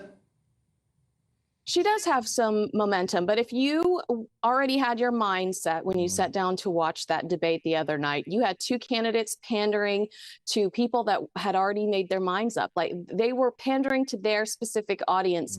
I don't think anybody watched the other day and thought, okay, now I'm going to vote for Kamala. They were just two people that stuck with messaging that already existed. So in a sense, America has already decided. We just have to wait till November for the result. In a sense, America is screwed. Thoughts and prayers. Please pray for us. Neither candidate is ideal, okay? Most definitely. What about these allegations made by Donald Trump that migrants in, I think it was, where was it, Ohio. Springfield, Ohio, were eating cats and dogs? Listen, politicians have become so lazy when it comes to strategy. Everything that comes out of their mouths is fear-driven. That was unnecessary. Why bring up animals being eaten by people in our country here illegally when you have a perfectly legitimate example of criminal behavior in the death of Laken Riley, a severe enough loss? If you want to focus on Springfield and Haitian immigrants, there actually has clearly and legitimately been documented Haitian immigrants wreaking havoc on the streets by getting behind the wheels of cars without knowing basic driving laws, causing deaths, causing injury. When you bring up things that are unsubstantiated for shock value, it jeopardizes the credibility of everything else you say. If we focus on what we know to be true, that is simply enough in this case. I think he absolutely blew it with those statements. If I were to give him advice, it would be focus on the basics: gas, groceries, immigration, housing prices, and have numbers in front of you, statistics. Stop taking things so personally. You're a grown man. Is there any sense that Trump is past his best? I honestly think that the assassination attempt shook him more than he's acknowledging. I think that he is a smart man. I think he's a good leader. But I think that he was definitely affected by that attempt more than he's letting on. I tend to agree with you because I was on air when it happened and I asked America's psychiatrist, Dr. Carol Lieberman, whether he would suffer PTSD, and she denied that. She's a big Trump supporter, but I tend to agree. I think he has been impacted by what was, of course, the most awful attempt on his life. That would affect anyone, wouldn't it? So what do you think? What's your latest best guess as to the outcome in November? That I'm getting on a dinghy with my 4 dogs and I'm going to live illegally in your country because Keir Starmer's not going to stop me.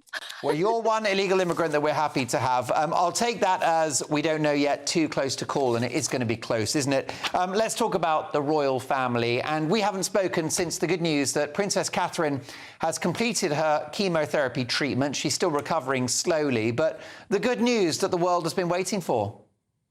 Absolutely, that she's no longer having to do chemotherapy. Look, I have seen some of the negative reaction to this video. The Daily Mail alleging that people are worried that Catherine's leaning too far into Meghan and Harry territory with this glossy, highly produced video. I think that is, Liz Jones was so critical of this video, and that really it made me so mad. Mark, I was so angry because I feel like what we saw was Catherine coming up for air. I felt like she needs this moment of relief because it is just a moment. She is going to continue to focus on her health because she's not in the clear yet. And we even saw Prince William say something similar to somebody that asked about her this last week. So it was just a moment to feel good and just to say, I have a second where I can be happy and look forward to the future, so let me enjoy that. So to see some of the criticism about that video just really upsets me, and I think it's very, very unfair. Indeed. What will Catherine's gradual return to the spotlight mean for her husband, the Prince of Wales? Well, I think that we have seen him take on a lot more work and really accept this new responsibility with such grace. We covered the reluctant prince for years. He was criticized for being one of the laziest royals, whatever. And now we've seen somebody that is taking on private trips in a private capacity, popping up here and there, taking on a lot more work to support his father, who also has cancer. And I just think that people are really starting to see Prince William as an international leader and see him in this bigger role. He's not just that young, handsome prince anymore. And I think people are really excited about the future, Prince William being the future, and excited about what he's capable of doing. Have you sent Prince Harry a 40th birthday gift? Oh, it must be lost in the mail. Yeah, I mean, it's quite a moment, isn't it? I'll be tackling Harry's 40th in my Take at 10 tomorrow, a Take at 10 special. But your reflections on the birthday boy, where is he at the moment? Is he in a good place? My favorite is this new Sun headline, midwife crisis, where Prince Harry, as his friends are concerned that he's no longer, he's not in a happy place here in the States. And if you look at him going on this trip in the mountains this weekend for his birthday, I would just say this is a guy that's constantly surrounded by older women in Montecito that are more successful than he is, that are independently wealthy, that are self-made. And that's got to be humbling for a guy who was birthed into his position. I'm sure he needs some dudes around him, some testosterone. I think he does. I could easily provide it. Kinsey, I missed you hugely in the month of August. It's great to be back and can't wait for our weekly encounters in the run-up to Christmas. The Queen of US showbiz, royal and political reporting, Kinsey Schofield. Check out her excellent royal website, To Die For Daily, and the podcast of the same name. Folks, we've got a developing story. The Prime Minister, Keir Starmer, breached rules over his wife's clothes bought by Lord Ali. That's right, the Prime Minister breached parliamentary rules by failing to declare that a multimillionaire businessman and party donor bought high-end clothes for his wife, Victoria. This is a Labour sleaze scandal. They've only been in for 10 minutes. And my reaction straight after this. Hello, good evening and welcome to your GB News weather update brought to you by the Met Office.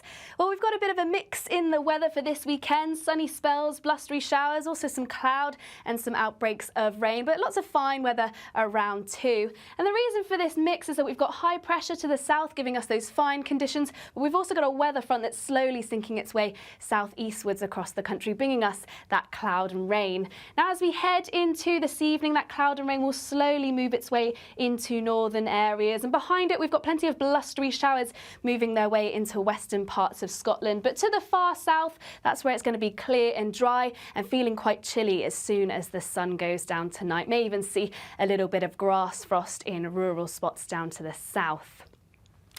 So to start Sunday then, as I say, plenty of showers moving their way into western and northern parts of Scotland. Across Northern Ireland and just into the Scottish borders, a fairly cloudy start that will break up as we head through the day. Cloud and outbreaks of rain and drizzle, which could be a touch heavy over hills across northern areas of England and Wales. But as I say, across the south after a chilly night, that is going to make it feel cold on Sunday to begin with. Through the day, though, things are going to warm up. Where we have this band of cloud, rain and drizzle, that may just linger on for a time, so quite a damp day for some northern areas of England and Wales. Sunny spells and blustery showers through into Scotland. Some of these could be heavy with some hail and thunder. But once again, down to the south and southeast, that's where they'll hold on to the warmer weather and largely dry as well. Now, for the start of the new week, we'll start to see high pressure taking hold, which means for most of the country, largely fine and dry conditions, plenty of sunny spells around. You might just see a build of high cloud in the northwest with a weather front down out into the Atlantic. And that high pressure does hold on, which means plenty of fine and settled weather for the beginning of next week. Welcome to State of the Nation, daily plunge into the stories shaping our country. I'm Rees-Mogg, and Monday to Thursday we bring you the insights, the facts, the truth about how our country is being governed. Because what happens in Downing Street matters down your street. Tune in to State of the Nation every Monday to Thursday, 8 to 9 o'clock. Only on GB News, the People's Channel, Britain's news channel. Good afternoon, Britain. Your lunchtime update on the stories that matter across the UK. From breaking news and insightful analysis, inspiring stories and lively debates. You're comparing yourself to a former Prime Minister. Which is it? Stay informed, stay updated, stay entertained. I just don't know how anyone would not want to be there. Every weekday from midday. We are Good Afternoon Britain, only on GB News. Britain's news channel.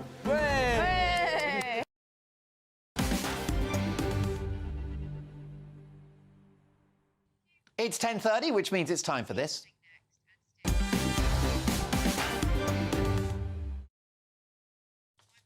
And we start with The Observer, courtesy of Bobby. Thank you for these papers, Bobby. Alarm grows over possible Iran-Russia nuclear deal. Britain and the US have raised fears that Russia has shared nuclear secrets with Iran in return for Tehran supplying Moscow with ballistic missiles to bomb Ukraine. Also, nurseries say new rules reduce care to crowd control. The first major study into the Conservatives' controversial shake-up of childcare has revealed that nursery staff are often doing more crowd control than education because of the increased number of children they're looking after. And back on her feet, Amy Dowden takes to the floor with fellow professional Ayaz Storancek in yesterday's launch episode of Strictly. Of course, that's today. It was tonight, but these are tomorrow's papers. Next up, the Sunday Express. Pensioners £1,000 worse off under Labour. Labour's assault on pensioners would leave older people almost £1,000 worse off as temperatures plummet for the winter. Campaigners fear the vulnerable and the elderly will be forced to cut back on food and heating while struggling with anxiety about paying their bills if Chancellor Rachel Reeves continues to target them in next month's budget.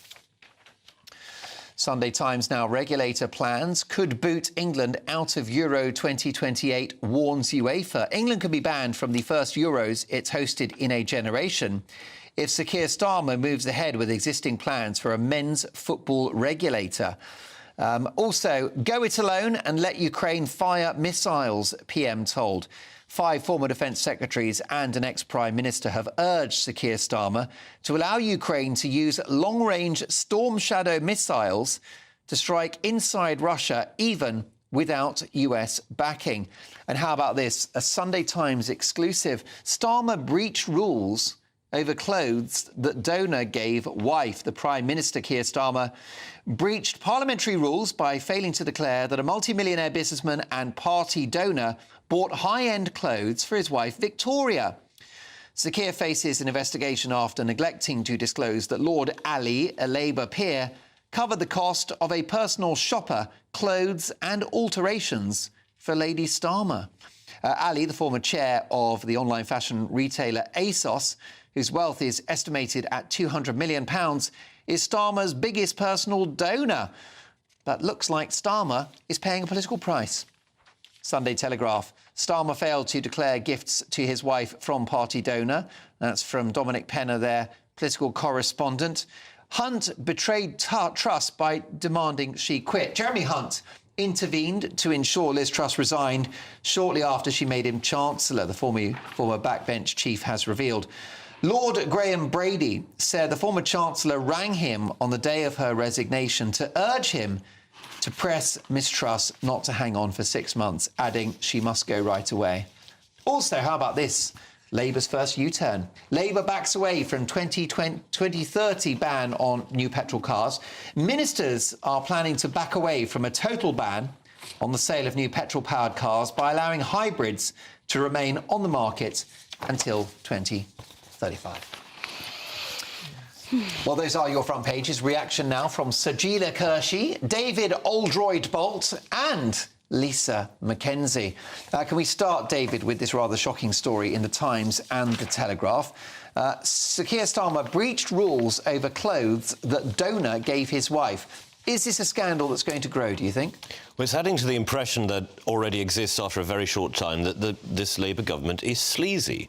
Why was Lord Ali buying clothes from Sir Keir's wife? It's a rather odd thing for one man to do to another's wife if they're not having an affair, which I would hope there's no suggestion of here. And why did he have a pass for Downing Street? Very... Access all areas pass. Very few, which we understand he no longer has. Very, very few people ever have those. Certainly not donors, usually. That was rather odd. I think there's a growing sense in Westminster that there are...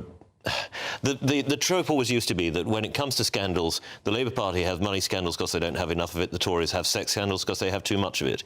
And I think this is just reinforcing that old perception. And it's unfortunate, although it is exquisitely funny, because Sir Keir Starmer's Labour Party is one of the most pious and one of the most morally high-grounded I can remember, at least in the way it portrays itself. And to see it fall so low so quickly is, for a Conservative, really very amusing. Most definitely. And, of course, there have been allegations about about political appointees within the civil service as well. Yes, indeed. And again, donors having access, donors being given these positions. It all seems to point to me to a government that spent a great deal of its time in opposition telling the Tories how bad and sleazy and morally defunct they were, while at the same time copying much of that behaviour. Well, Keir Starmer played the moral high ground when it came to Partygate and the pandemic and lots of other issues. As leader of the opposition, now he's Prime Minister, he looks to be a man in a glass house throwing stones. He reminds me of a 1980s job centre manager. Right. That's the vibe he In other gives. words, someone that can't help you. Yeah, well, somebody who stands behind the glass and sort of tells you off and tells you, you know, all the things that you can't have, and you know, he's pious. Yeah. He is bureaucratic. Yeah. He's not warm, and I think this, you know. Imagine what people out in the country are now thinking. You know, they're worrying about the winter, about heating, especially pensioners. They're worrying about the cost of living. And this man is having clothes bought for him, and so is his wife. The optics are terrible. How do they not know this? There you go. Can this be defended? No, I don't think it can. I'm with you, Lisa. £1,000 pensioners are worse off is the other headline we've just read, right? Yeah. And £18,000 for ASOS clothes? I didn't know they cost that much, Yes, quite indeed. frankly. I thought you could get, like, quite a bundle with 50 quid, couldn't you? Yeah. But, I mean, 18,000, come on. This is really, really bad. And also begs the question, like, those who fund our politicians, how much of a say are they getting in the way that the country is being run? And I've always had a problem with that. It's how much are they influencing the way the country's been run? Well, indeed. Ali, Lord Ali, Wahid Ali, is the former chairman of ASOS. His wealth, Lisa, is estimated at £200 million. He's Starmer's biggest donor. This year, he's given the Labour leader £18,500 for work clothes and new glasses. And he spent £20,000 on accommodation for Starmer during the election. Why has Starmer let this happen? I think he because he is so pious, he is the vicar that stands in the, you know, on the pulpit and sort of preaches down. He clearly has no self-reference. You know, he doesn't, and he's obviously very, very disconnected to the British public. He clearly is, because in 8 to 10 weeks, he's gone from a man that won a massive majority to probably the most hated man in the country.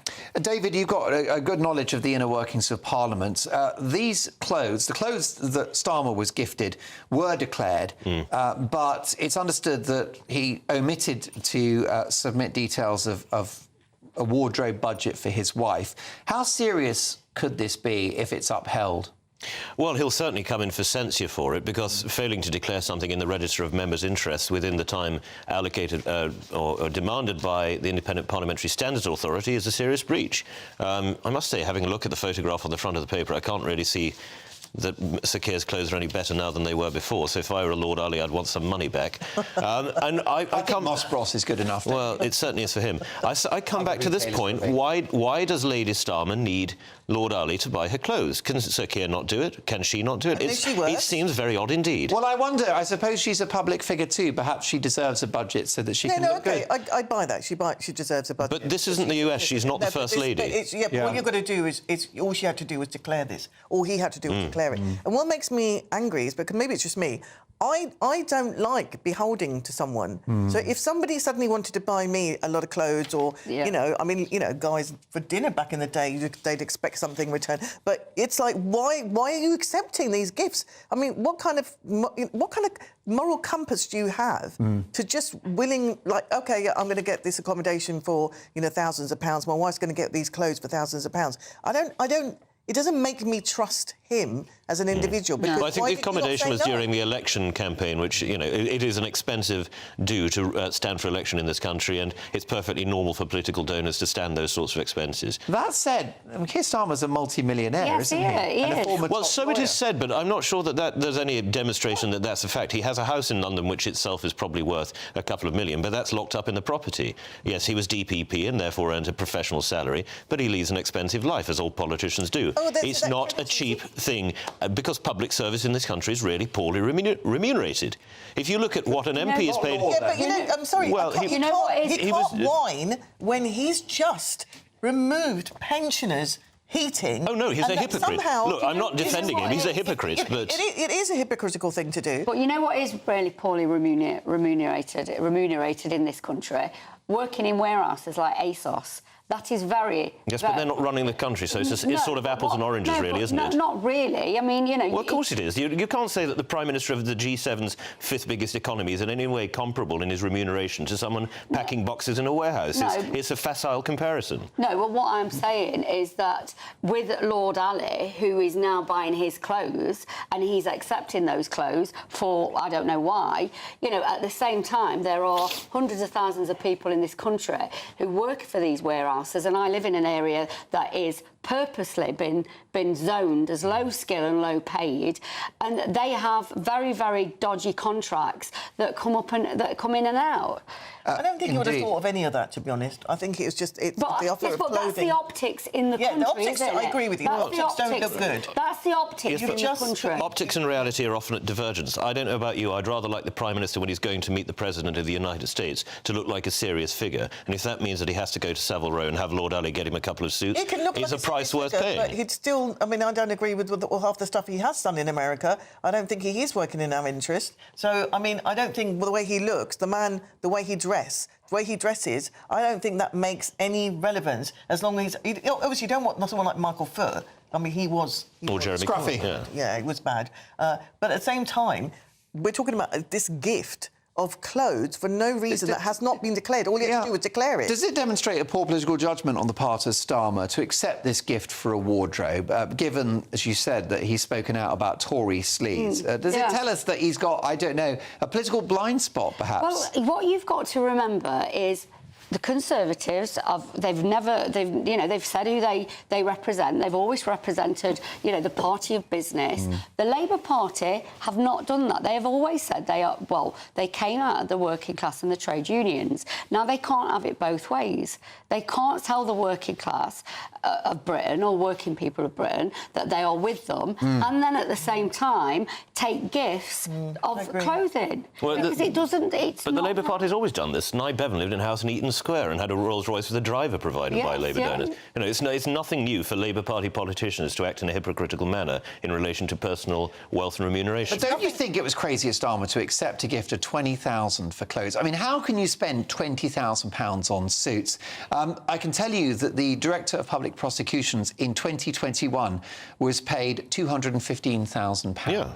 So don't you think that Starmer could stretch to a few of his own clothes? I'm sure he could. To Marks and Spencer next. I think your point is correct.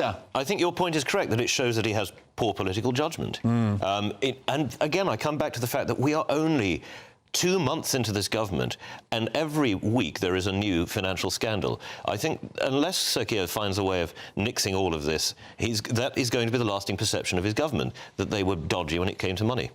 OK, well, lots more to come. Why are we being kept in the dark about migrant crime? That's a shocking set of statistics we'll look at next. Plus, more front pages. See you in 2. Nana Queer, weekends from 3 p.m. I'm now joined by a truly inspirational man. He's an endurance runner, Ben Smith. 401 marathons in just 401 days for mental health and well-being. He was spurned on after being bullied as a child, was able to raise a whopping £250,000. I'm pleased to say that he joins me now. Right, so this was a while ago, wasn't it? Yes. How long ago was it? Well, we're coming up to, I think, next year, roughly about 10 years since we started it. In 2026 will be 10 years since we finished. So when did you run the marathons? So it was between 2015 and 2016, over the course of 401 days, all around the UK. What kind of madness was that? Oh, it was an adventure, let me tell you. Yeah. Like, honestly, on day one when we started in Bristol, never ever thought that the project would ever become what it became. But over the course of the 401 days, we ran with 13,500 people within 8 miles of everywhere on the British mainland, from Land's End to John O'Groats. So... And that was the journey from Land's End to John O'Groats?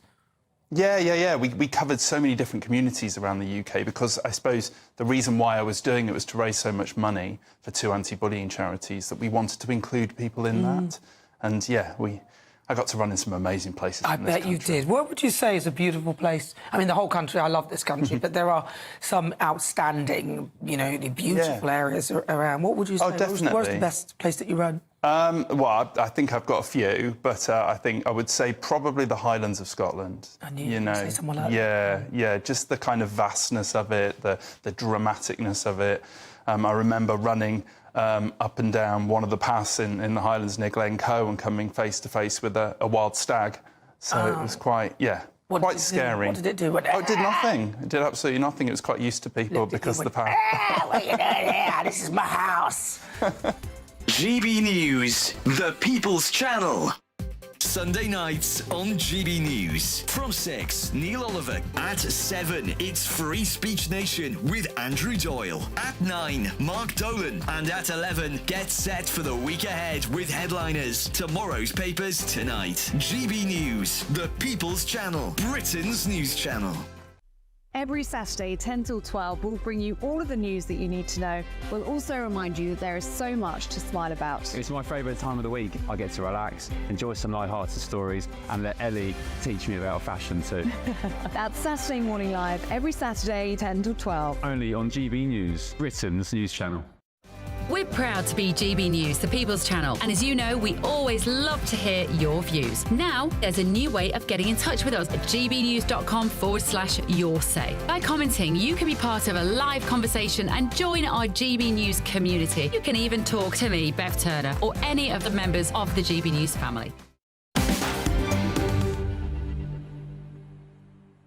Right. Welcome back. More front pages, and we have the Mail on Sunday. Let's have a look at what they splash with. A hugely controversial vote on landmark life or death decisions now due in weeks. Assisted dying bill set to be rushed into law. A deeply divisive vote to legalise assisted dying could be held within weeks after Sir Keir Starmer backed plans to fast-track it through the Commons. The PM is privately paving the way for a vote before Christmas, much sooner than expected, which could usher in one of the greatest social changes in the UK since the Abortion Act of 1967. A law to allow terminally ill adults with a life expectancy of less than 6 months to end their lives with medical help would spark an intense moral debate over the sanctity of human life and the risks of the legislation being abused. Sir Keir's own Justice Secretary has warned that it could prove to be a mandate for so-called granny killers. Let's get the views of Lisa, Sajila and David on that one. What do you think about this, Lisa? I find this very, very worrying. It's the thin end of a wedge of the eugenics programme. I have never trusted the state. If the state doesn't value life, I don't think it can value how people die. I think in the week where I have seen thousands and thousands of comments about pensioners dying in winter and goods because they voted Brexit, and I've seen those comments, I don't think that this is I don't trust this country with our elderly. I really don't. Interesting. David, what do you think about this? I'm viscerally opposed to it on two grounds. One, because as a Catholic I believe in the absolute inviolable sanctity of human life, and the other on practical grounds, because in every country where assisted dying has been brought in, as it's so euphemistically called, it has proved exactly as Lisa said, to be the thin end of the wedge. Look at the medical assistance in dying scheme in Canada, where homeless service veterans are offered euthanasia instead of, being helped back into work and productive life. Look at Belgium, where children with depression have been allowed to commit suicide. Similarly in Holland. Look at the states of the US where this is legal. In every single instance, those who advocate for it and say, well, this is just a slippery slope argument, it's fallacious, are proved to have been lying. Because in every single instance, it does prove that people abuse the system, that the system is abused by state actors who, frankly, can't be bothered finding ways around difficult social problems, and by people who are unscrupulous and want to inherit. Do you think it happens to a certain degree in the NHS already? Assisted dying?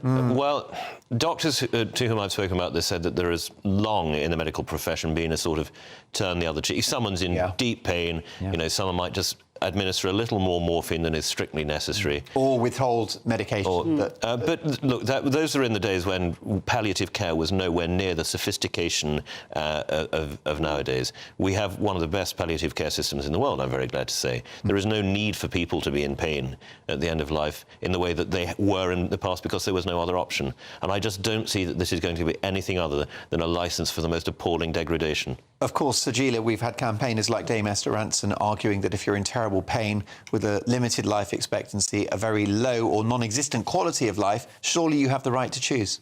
You know, we've spoken about this before. Yeah. I'm kind of agreeing with my panellist friends here.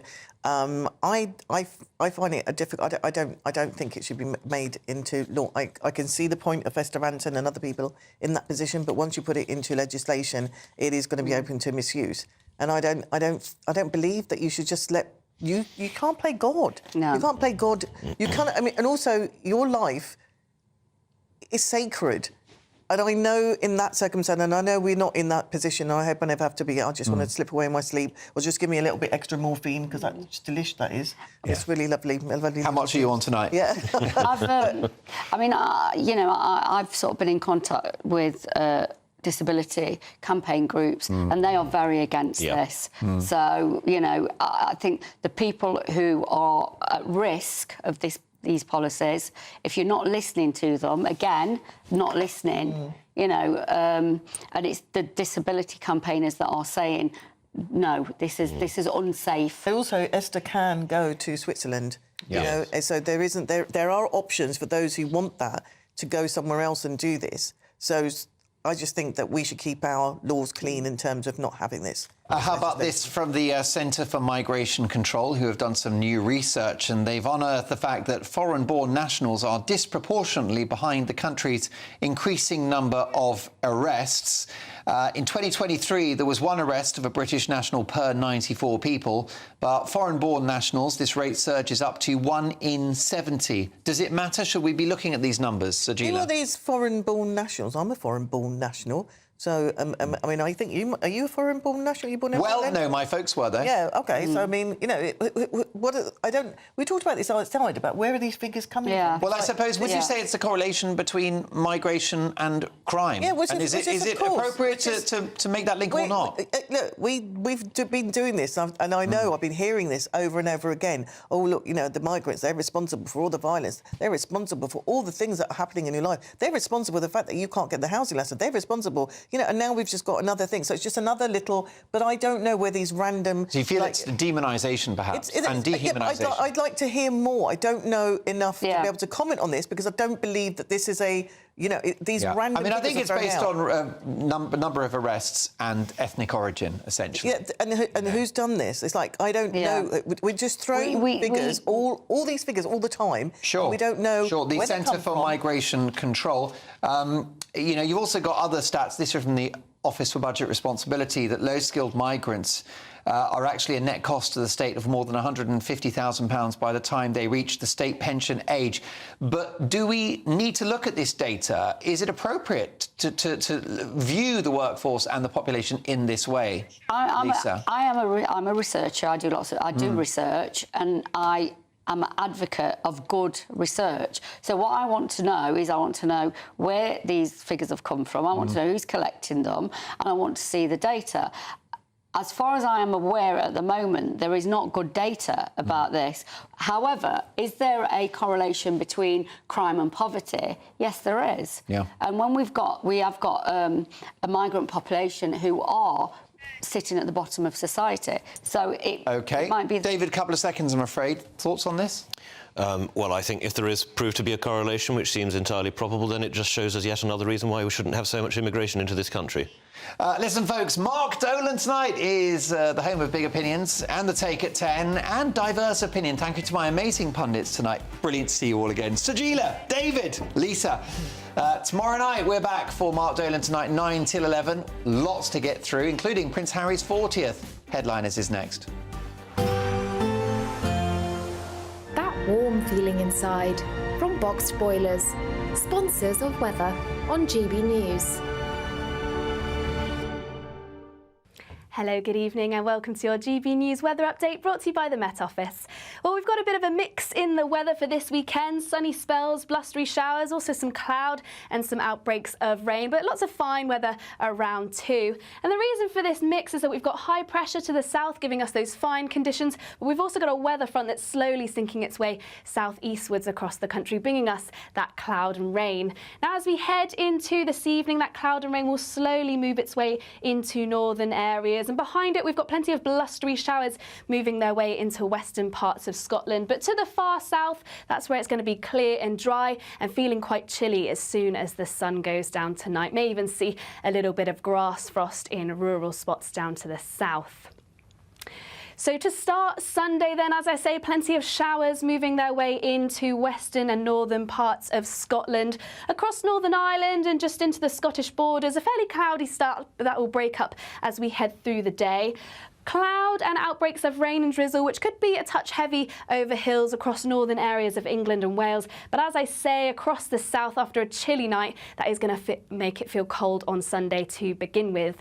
Through the day, though, things are going to warm up. Where we have this band of cloud, rain and drizzle, that may just linger on for a time, so quite a damp day for some northern areas of England and Wales. Sunny spells and blustery showers through into Scotland. Some of these could be heavy with some hail and thunder. But once again, down to the south and southeast, that's where they'll hold on to the warmer weather and largely dry as well.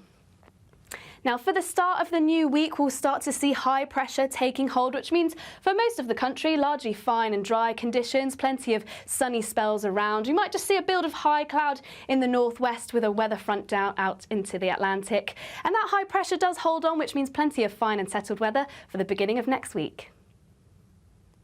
Looks like things are heating up. Boxed boilers, sponsors of weather on GB News.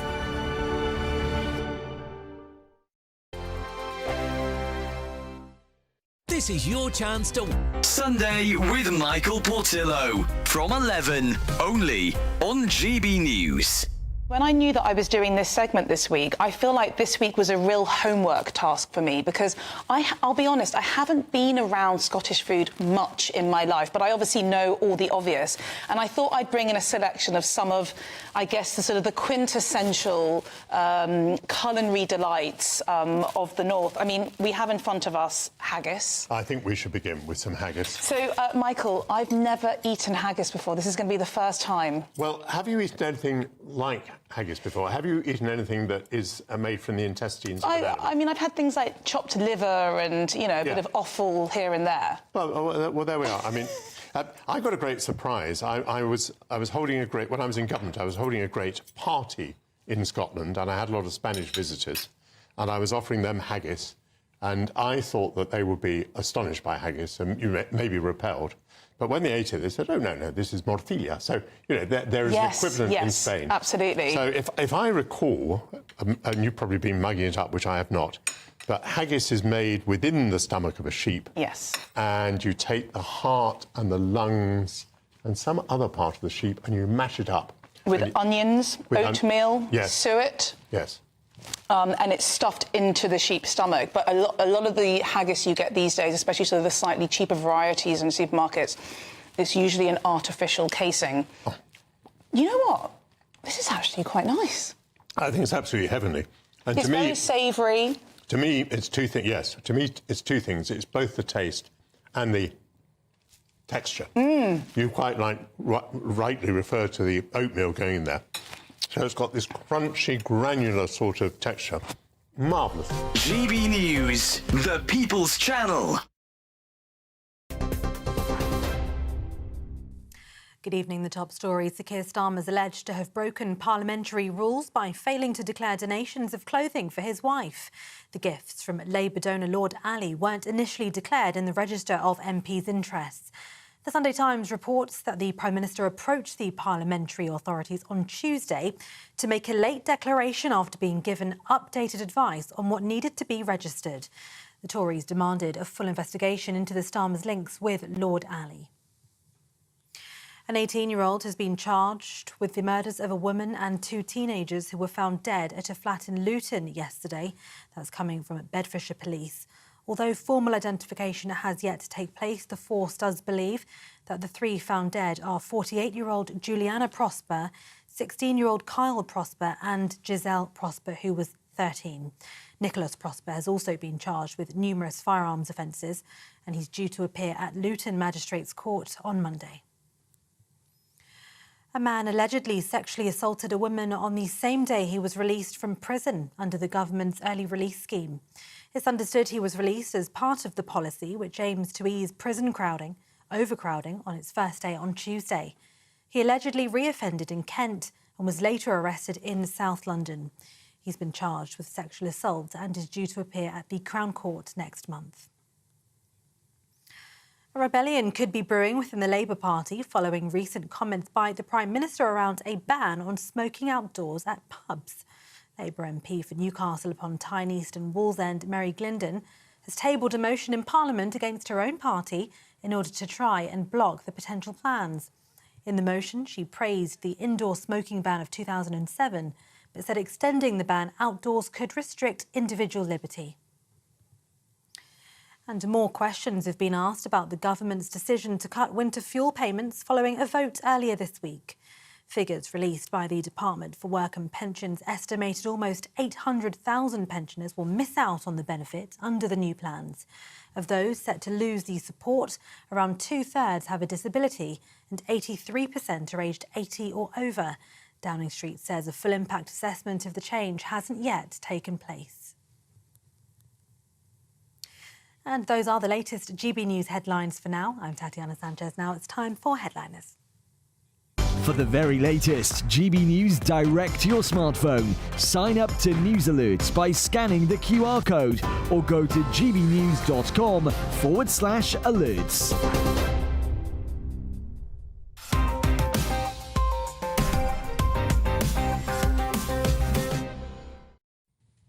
Hello and welcome to Headliners. This is your first look at Sunday's newspapers. I'm Cressida Wetton. And on my panel of comedians tonight, stunning and brave Scottish woman Leo Kearse and toxic straight white man Steve N. Allen. I'll let you decide which one's more problematic. It's bigoted that you booked a straight white man. Correct, yes. Cancel Steve. yourself. That's the only way through it. Cancel myself? Yeah. I will happily cancel myself. But before we do that, let's have a look at the front pages. So Sunday Telegraph leads with Labour backs away from 2030 ban on new petrol cars. The Sunday Times has go it alone and let UK fire missiles, PM told. Ukraine even would be better, wouldn't it, than the UK? PM told, I know what's going on. I'm informed. Sunday Express, pensioners £1,000 worse off under Labour. And the Mail on Sunday has assisted dying bill set to be rushed into law. The Observer has alarm grows over possible Iran-Russia nuclear deal. And finally, the Daily Star Sunday has TV Lee, my bog was haunted by a ghost. And those are your front pages.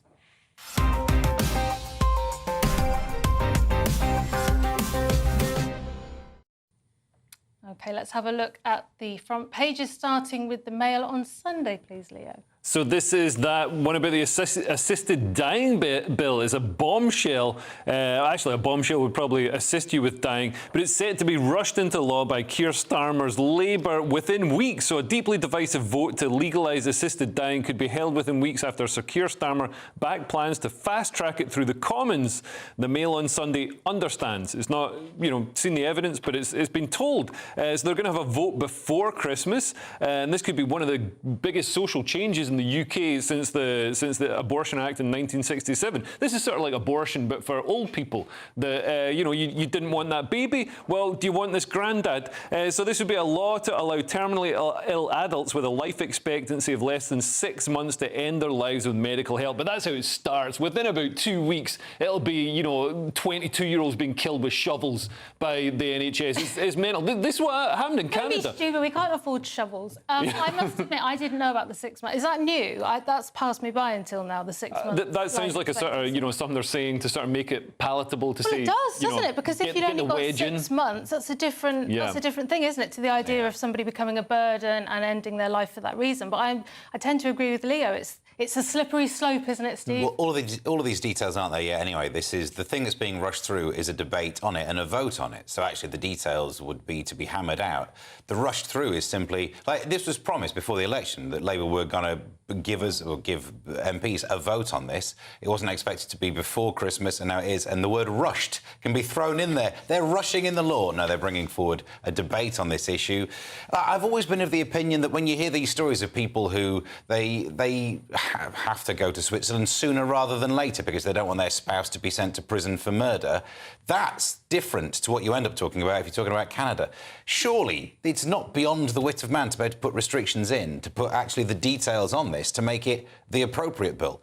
Now, just because Canada didn't manage it, it's not looking good, is it? Canada's a reasonable country run by adults. That's not what you were saying before. If they can't put these restrictions in, I mean, Keir Starmer, his entire regime so far has just been like, I'm watching the ceiling cave in, and you're sitting here saying it's fine. Everything's on fire. It's absolutely insane. Like in Canada, there was a 21-year-old. All he had was he had diabetes and depression, and his mother discovered that he'd made himself eligible for assisted dying just by opening his mail. I mean, he also had a nosy mother, but just by opening letters that were addressed to him, found out that he was going to be killed. And it's like, if Canada's gone in just a few years from, 6 months to live to like, we're killing completely viable 21-year-olds, it's insanity and we shouldn't have it. I thought we were kind of testing it out on the Isle of Man as well, because they had a vote about this, and I thought, all right, let's not just no one rock the boat yet. Let's just see how it works out over there, and if it's all cool, let's copy what they do.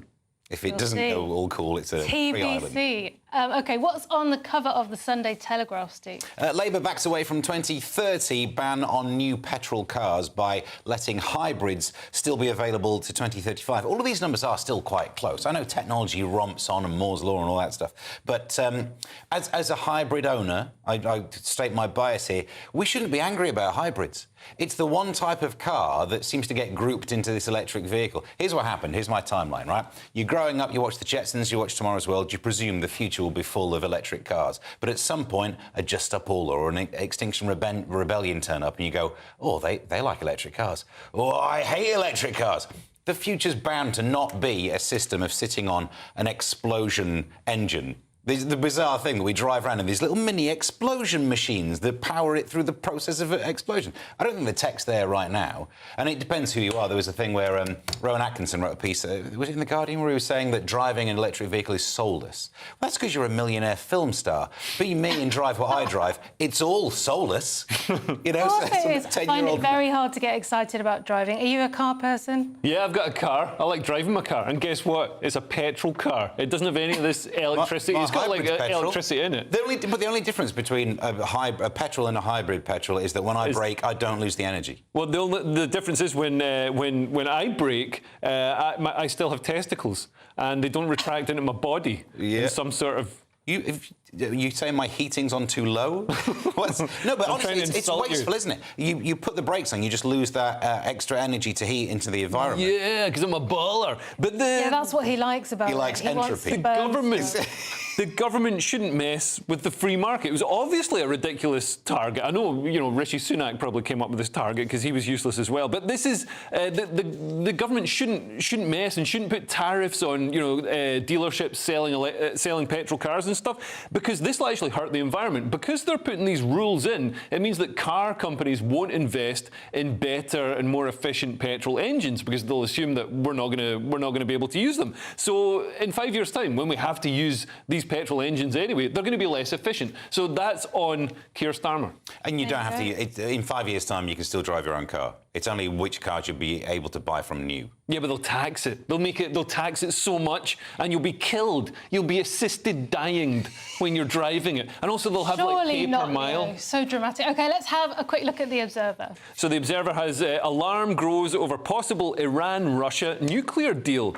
So Biden and Starmer fear a secret arms link-up, like not linking their arms like it's New Year's Eve. This is basically Russia has been sent a whole bunch of ballistic missiles from Iran, and they think that part of the payment for that could be access to Russia's nuclear technology. And obviously they've got lots of nuclear weapons, they've got lots of uranium. Iran is in the process of trying to enrich enough uranium to make a nuclear bomb. But to be honest, Iran needs nuclear weapons. There's a lot of people trying to blow up Iran. And also Islamic terrorists are rubbish now. Every time I see them, it's always like a bread knife at some sort of, diversity festival in Germany. Or they're on Westminster Bridge, they're driving a Kia Picanto into hybrid. It's like, yeah, like a hybrid. That's why, because they don't have the explosive power of the petrol engine. Yeah. So they need petrol engine. I think the next generation of Islamic terrorists, and I think, Keir Starmer would agree with me, because Islamophobia is a crime. So we need to make sure that these people are properly looked after. I've been talking about this issue for a while, about all the countries grouping up. I call them the Crink nations, right? China, sounds problematic, Russia. isn't? Of course it does, right? And then Iran and North Korea. It was just me going on about it until 2 days ago. Someone tweeted me. They said it on Sky News. They called them the Crink nations. I won. I invented a term. Wikipedia, please say that it was me that came up with it. Trendsetter Stephen Allen. OK, finally, let's have a quick look at the Daily Star, please, Steve. Well, if we must. TV Lee, my bog was haunted by a ghost. Probably wasn't. That's probably all I've got on that, really. He reckons he had a haunted toilet. Just because the thing wouldn't flush away doesn't mean it was a ghost. Just because it keeps coming back. A ghosty. No, a ghosty is when it just disappears. You turn around and it's not there. And That's like, got where a did name. it go? OK. A ghosty. Have you never done a I've ghosty? never... Cressida always leaves evidence. That's just great, isn't it? I think I've told you my story about a frog living in the toilet before. No? No? Oh, I stayed in a place in Australia where there was a frog that lived in the toilet. Really? I thought this would be you on a boat. Very weird. Imagine it came up a pipe. No, my boat wasn't good enough for a frog. Did you still use the toilet? On the frog? No, what did we do? I think we got the woman who ran the shop to get rid of it. Anyway, weird things happen in toilets. I don't know where I'm going with that. OK, that's the end of part one. Coming up after the break, a Labour advisor claims failure to study anti-racism in schools led to riots. Robert Jenrick set to clamp down on civil service jobs, and wealthy Brits feeling the country could be hit with an exit tax.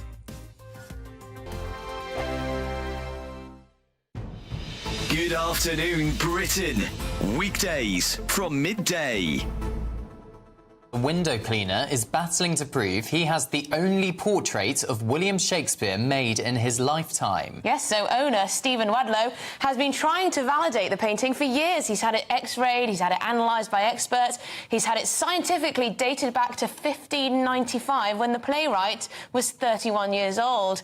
If it is the Bard, it could be worth north of £200 million. Steve, welcome to GB News. First of all, just explain how you came to have this painting in your possession. It was sat there all my lifetime, sort of thing, while I was growing up, above the television in the corner. It was only back about 12 years ago that a visitor, she said, "Oh, I think it looks like William Shakespeare, or, I like your copy of William Shakespeare," and was shocked to see it was an original painting. So it was only then that I started researching, and the different institutions have helped with the x-rays and all the rest of it. But then, is it actually Shakespeare? Well, all the facial comparisons, technology, everything like that, all matches with the Droschau, which is the only known 2D image of Shakespeare. And who do you go to find that out? There's a suggestion in the Sun's write-up of this story that you've been struggling to be heard in the academic world, the lofty art world. It's all a bit snooty. Yes. It's about who you know, and you're a tradesman. Yes. That is definitely true in some avenues, but then I have to say, and it's lovely to be able to have this opportunity to say it, there's other people in that world that have been fabulous. It's taken a long time to sort of get listened to. We want the discussion out there because all the evidence that we've got indicates that this really should be discussed. GB News, the People's Channel. I'm Christopher Hope. From pop stars to politicians, I'll interview anybody in a pub who's got a political opinion. Join me every Friday on Spotify, Apple Podcasts, YouTube or gbnews.com, or wherever you get your podcasts. This is GB News, the People's Channel. In the GB Newsroom, we bring you the news as it happens. With our team of dedicated journalists across the UK, we're ready to keep you up to date with what's happening every half an hour, every single day. Bulletins here on GB News, the People's Channel, Britain's news channel. Join me, Nana Akwe, for an informative, interactive news programme with a difference. It's fun. No, he didn't say that, Dave. I'm so surprised. I think there's an element of truth to that. Join me from 3 p.m. every weekend, only on GB News, Britain's news channel.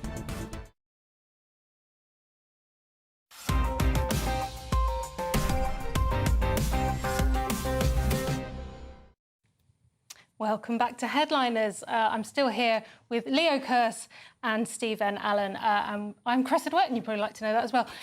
We're going to begin this section with the Sunday Telegraph. And Leo, Bridget Phillipson has hired a panel of experts who've got some bright ideas about social cohesion. They've got some terrible ideas about social cohesion. So a Labour advisor claims that failure to study anti-racism in schools fueled the summer riots. So this is Funmilola Stewart, a diversity and inclusion specialist. How can you specialise in something so nonsensical? That's like being a specialist in, like, I don't know, jelly. She said last month, actually jelly you could specialise in, she said last month that beliefs in that anti-racism in schools was inappropriate had contributed to the widespread unrest. So apparently people weren't angry that children had been stabbed to death. They were just, they hadn't had enough indoctrination in schools, and that's what, you know, if we just indoctrinated people more to believe that diversity is strength, then when diversity isn't a strength and diversity kills children, we'll be fine with it. That seems to be the message here. So she went on to say, it comes from people questioning why we make everything about race instead of questioning people's prejudice. Again, like a lot of you know, when people get angry at children being killed, it's not because they're prejudiced, it's because children being killed is a bad thing. Even I can see that. Like, I don't know why Labour can't. But she says it comes from a broken education system which fails to protect racially minoritized staff and students while simultaneously deeming anti-racist education inappropriate. I think this is the opposite of the truth. Like, it's a fear of looking racist means that kids are being accused of racism when they're not being racist, when they're just... Like, there's a child who was asked to describe their friend's skin colour, and the child said chocolate and was then accused of racism, and it was recorded as a racist incident when they'd just been asked to describe their friend's skin colour, and they did exactly that. This focus on racism causes social friction. So native Brits are sort of put at the bottom of the pile, and anything they say is scrutinised and questioned as racist. Basically, we had, you know, diversity killed children, and maybe we need to look at anti-white racism, and this shows the direction that Labour are moving in. Instead of trying to be a sort of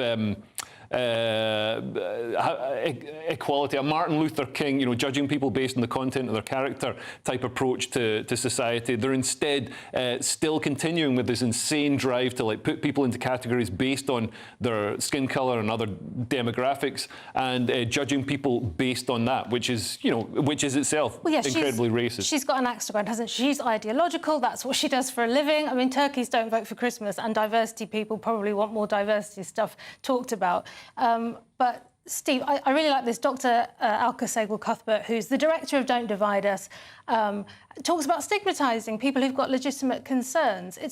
There might be, I'm sure there were a handful of far-right rioters. Of course there were people being violent and all of that. But what's typically always absent in these stories is the legitimate concerns. Yeah. Nobody's hearing what people are actually upset about. Oh, look, in the large set of people who you could have said attended a protest or riot, it would include the subset of far-right people and the subset of people with genuine concerns. And it depends on which argument you wish to try and win, you ignore that one of them was there. That's what newspapers and everyone debating this has been doing. It's absolutely pointless, isn't it? There are some logical flaws in what she's saying as well. I mean, firstly, I do like you point out that quote where she says, instead of asking why do you make everything about race, we should... look at that, you've avoided the question. Look at that, it's like Neo in The Matrix.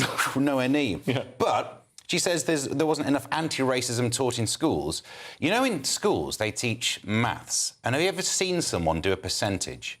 They nearly have a nosebleed. They go, oh, I don't know how to do it. You know, that stuff got taught and it's not impacted adults. Plus, also, I saw some of the footage of these protests/riots.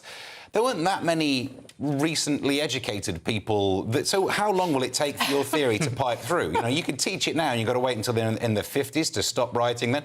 None of this makes sense. I think you hit the nail on the head. She might be protecting her own job. She might be. OK, shocking news in The Observer now, Steve. Reports of Home Office enforcement officers using force. Inhumane treatment of migrants rounded up in UK's failed Rwanda plan revealed. Look, there's a slither of an interesting story here. Claims that Operation Vector, firstly, calling it Operation, a word that means things that spread disease. Like, that was a Katie Hopkins level getting you a newspaper column removed way of doing it, but somehow they got away with it. But the claim that it might have been futile. The government knew that there were never going to be any flights, so why round up for people for the no flights that are going to happen? It was political theatre. That could be great. Let's talk about that. But instead, the article goes on this inhumane conditions. Here's some of the things cited. One man being handcuffed was resisting being handcuffed, so they put him in a wrist lock till he was handcuffed. How else do you see that playing out? If you take the premise that he should be handcuffed, that's the way it goes. There were four recorded instances of migrants... Look, this is going to be the harshest thing I've ever said, but I'm going to say it out loud. 4 recorded instances of migrants attempting to harm themselves after being apprehended. Who's at fault? The clue is in self-harm. Isn't it? Do you know what I mean? Wow. No, because in this situation... You're changing, Steve. If you take exactly the presumption... right, of course. We radicalised you. No, but I just think logic has radicalised me. If you take the presumption that if you say the operation needed to be done, then this is how it plays out. The big question is, should it have been done in the first place? It's a group called Liberty Investigates. They've also got a problem with the current government speeding up deportation, saying it will lead to distress. But again, if someone is legally to be deported, how do you play it out better? Let's take ages over it. Is that less distressful? Yeah, absolutely. And it's a shame they haven't let the facts speak for themselves because, like you said, they've got a good point, haven't they? It does kind of smack of theatrics on the part of the then government. Yeah, absolutely. And I mean, it's not just the government knew it wasn't going to happen, but they're stymied at every step by the woke blob. And they say here, what concerns us is the likelihood Rishi Sunak knew full well the Rwanda scheme was futile. I mean, it might have been futile in this country, but other countries are copying this system. In Sweden, they've got, remigration. Germany's closed its borders, or is trying to close its borders. I think there'll be no change until we elect a party with the will to actually deal with this. Whether that'll be the Tories under a different leader, or it'll be reform. But everything in this just shows like people are getting compensation for being arrested, rightfully arrested and put up for deportation. But I do want to say, Rishi, I think they're saying he knew that the scheme wasn't going to work. Not that it could never work in the future, but it wasn't going to work because he was about to call an election, and definitely he knew he was about to call an election, so all of his mates had bet on it. Yeah, but maybe he was trying to look tough so that he might be more likely to win the election. That would be the defence, wouldn't it? Well, that's not the defence. How does that work out for him? Yeah.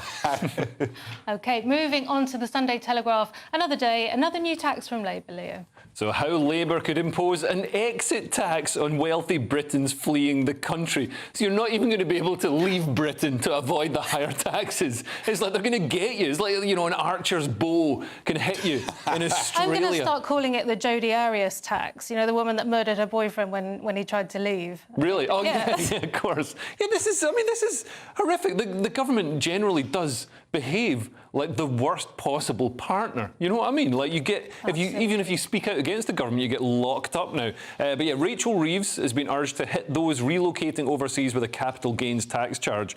So under current rules, investors pay no capital gains tax on UK shares if they leave Britain for more than 5 years. But considering a lot of rich people in particular are looking at leaving the UK, as many as 9,500 millionaires could leave this year. That's more than double the 4,200 who left last year, according to the Henley Private Wealth Migration Report. It's a big difference, isn't it? That suddenly twice as many are going, oh, we've had enough of this. People don't want to pay more tax. And I think also, like, the way things are going now, we've got a two-tier system. So, you know, if you're rich, you're not using the NHS, you're paying for private healthcare, you're paying for private schools. You'll have private police pretty soon because the police won't do anything unless you've been misgendered.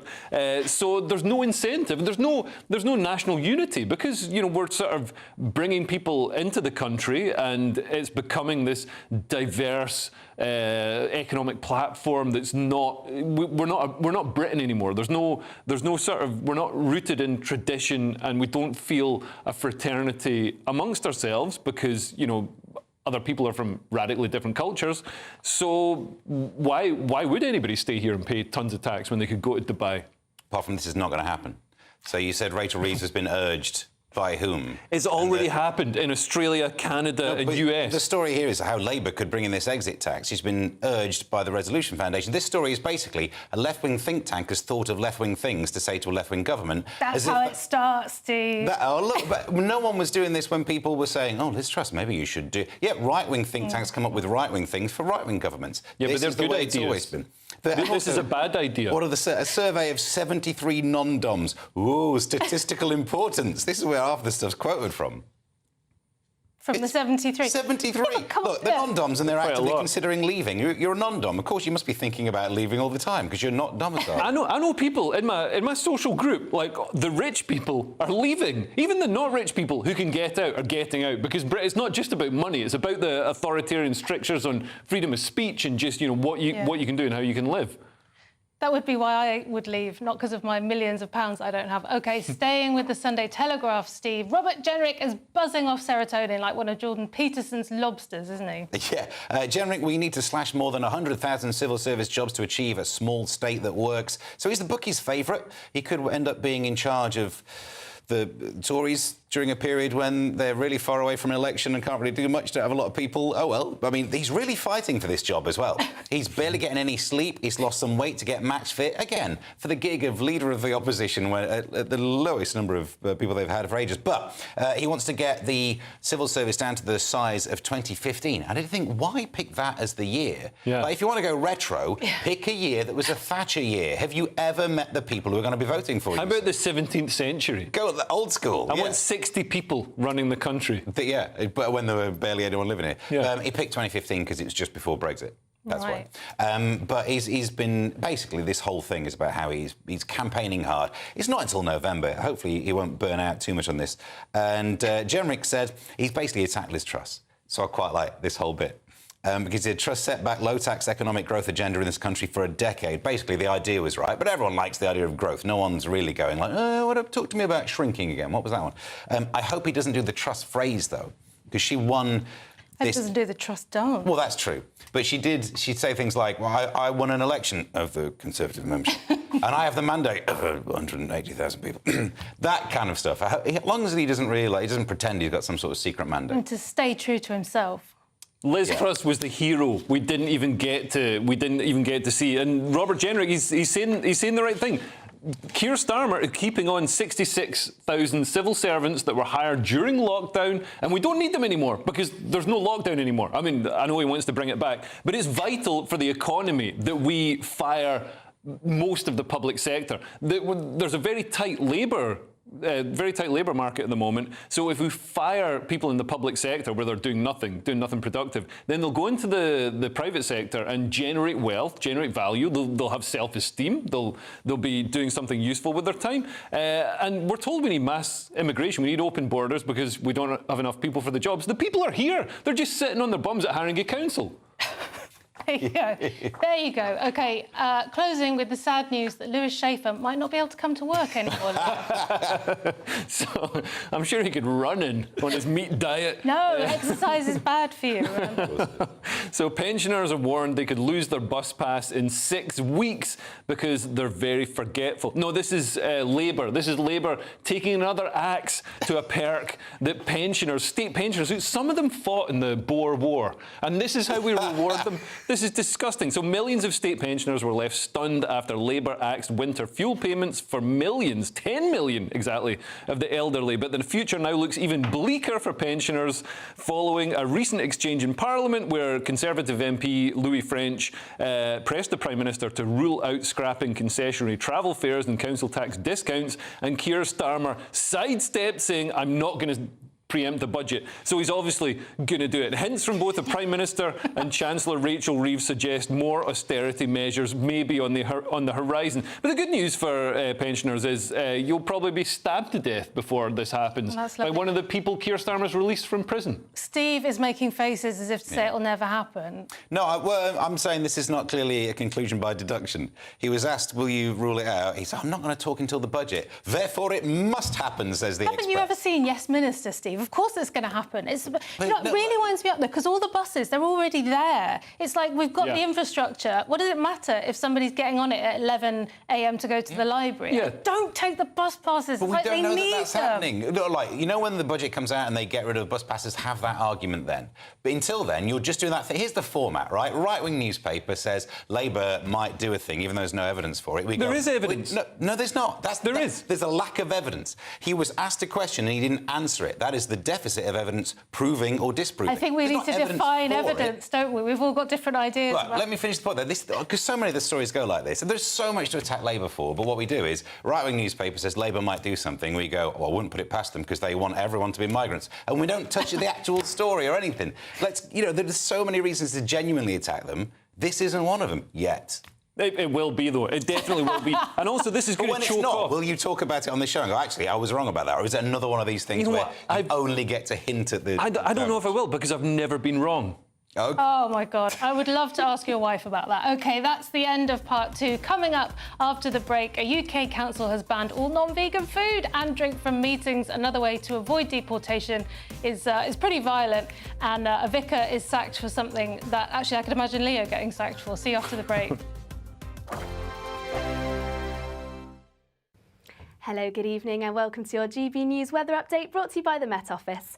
Well, we've got a bit of a mix in the weather for this weekend. Sunny spells, blustery showers, also some cloud and some outbreaks of rain, but lots of fine weather around too. And the reason for this mix is that we've got high pressure to the south giving us those fine conditions, but we've also got a weather front that's slowly sinking its way southeastwards across the country, bringing us that cloud and rain. Now, as we head into this evening, that cloud and rain will slowly move its way into northern areas. And behind it, we've got plenty of blustery showers moving their way into western parts of Scotland. But to the far south, that's where it's going to be clear and dry and feeling quite chilly as soon as the sun goes down tonight. May even see a little bit of grass frost in rural spots down to the south.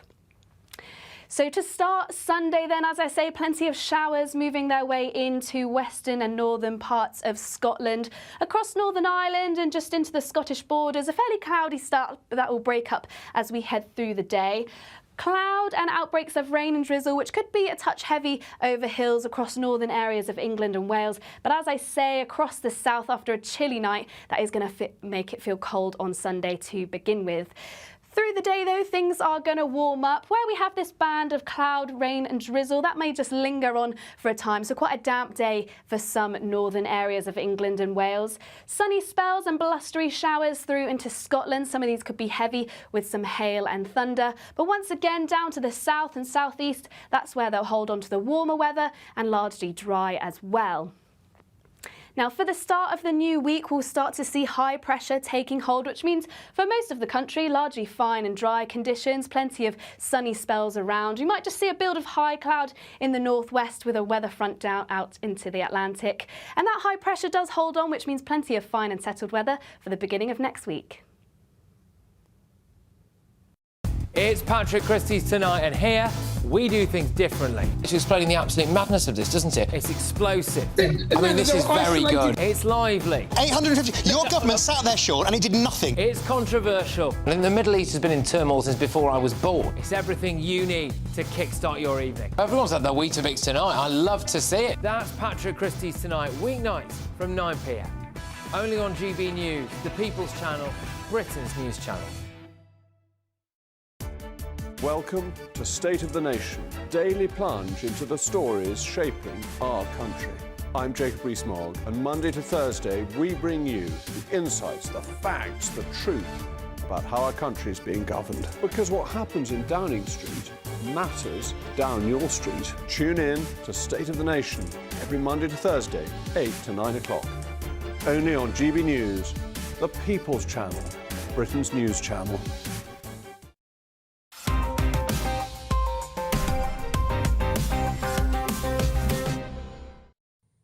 Welcome back to Headliners, beginning this section with the Sunday Telegraph and the BBC's international editor's complicated notions of truth, Steve. Jeremy Bowen dismisses a report that says BBC breached guidelines 1,500 times over Israel-Hamas war. He's not the one who did Bullseye. Just so we know. Just so you want to set out the story before you discuss it. Oh, I'd love to get his opinion on the report. Yeah, well, he said it was super smashing great. But Jeremy Bowen is less keen. Look, the BBC's got issues when it comes to its reporting. It's looking at its own issues. It kind of therefore admits it might have some bias issues in the way that certainly some sectors of it, some of its networks have dealt with it. But it is also true to say that this report has flawed methodology, because they used AI to look at 9 million words to try and work out when bias was happening, without realising the BBC guidelines is about due impartiality rather than we never say anything that might be perceived as bias, because all that's done then is counted up loads.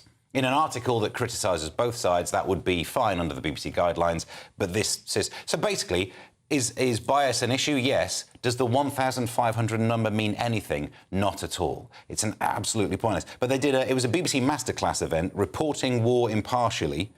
Hopefully they do a BBC Masterclass on noticing your newsreader is a right wrong 'un. I think they should prioritise it that way. Great idea. But yeah, there's an obvious bias in the BBC. It's like, you don't need a report. I think most people who watch the BBC recognise that. It's like reading The Guardian. This is what Nick Dixon said. His words were, "I'm better than AI." He said they should have just come to him. And also, only breached guidelines 1,500 times. I mean, come on. That's why pencils have erasers. Brilliant. OK, so what about this Dolan report, then, from 2004? This has triggered people. The National Jewish Assembly, for example, are demanding that this report gets released because we've never seen the content. This is another report that was done in 2004 looking into repeated complaints of bias by the Israeli government, and we haven't seen it. But are all these reports done by, pro-Israel groups? Because, I mean, everybody's got an axe to grind. The two I've heard of, yes. I'm not a very big sample. Yeah, I mean, I think the BBC is biased, but I also think that, you can't entirely trust reports that are done by, groups with an agenda. Incredibly reasonable there, Leo Kerr. The Sunday Mirror now, and office cakes have been banned from Nottingham City Council, and soon no unauthorised laughing or smiling, Leo. Oh, my God. So a UK council announces it is banning all non-vegan food and drink from meetings.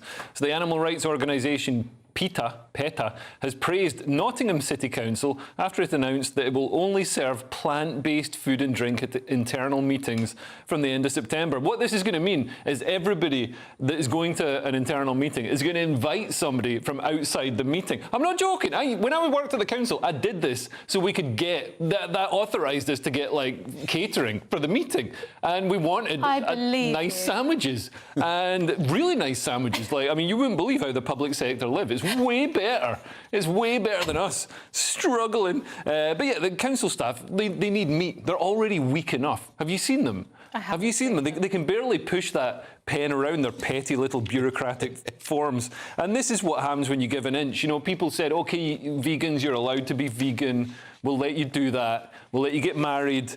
And then all of a sudden, we've all got to be vegan. I don't like the way they're claiming this is going to save the environment. I mean, Oreos are vegan. It's let's talk about seasonal food and eating locally and all that good stuff. Oh, but it can't save the environment as well because it's just the food they eat in some meetings. Yeah. How much of an impact do you think this could have? I do you're right about, now they've all gone vegan. It says Nottingham City Council was approached for statement, didn't reply. Has anyone checked on them? They couldn't reach the email. Oh. Brilliant. Stuck at a flight of stairs.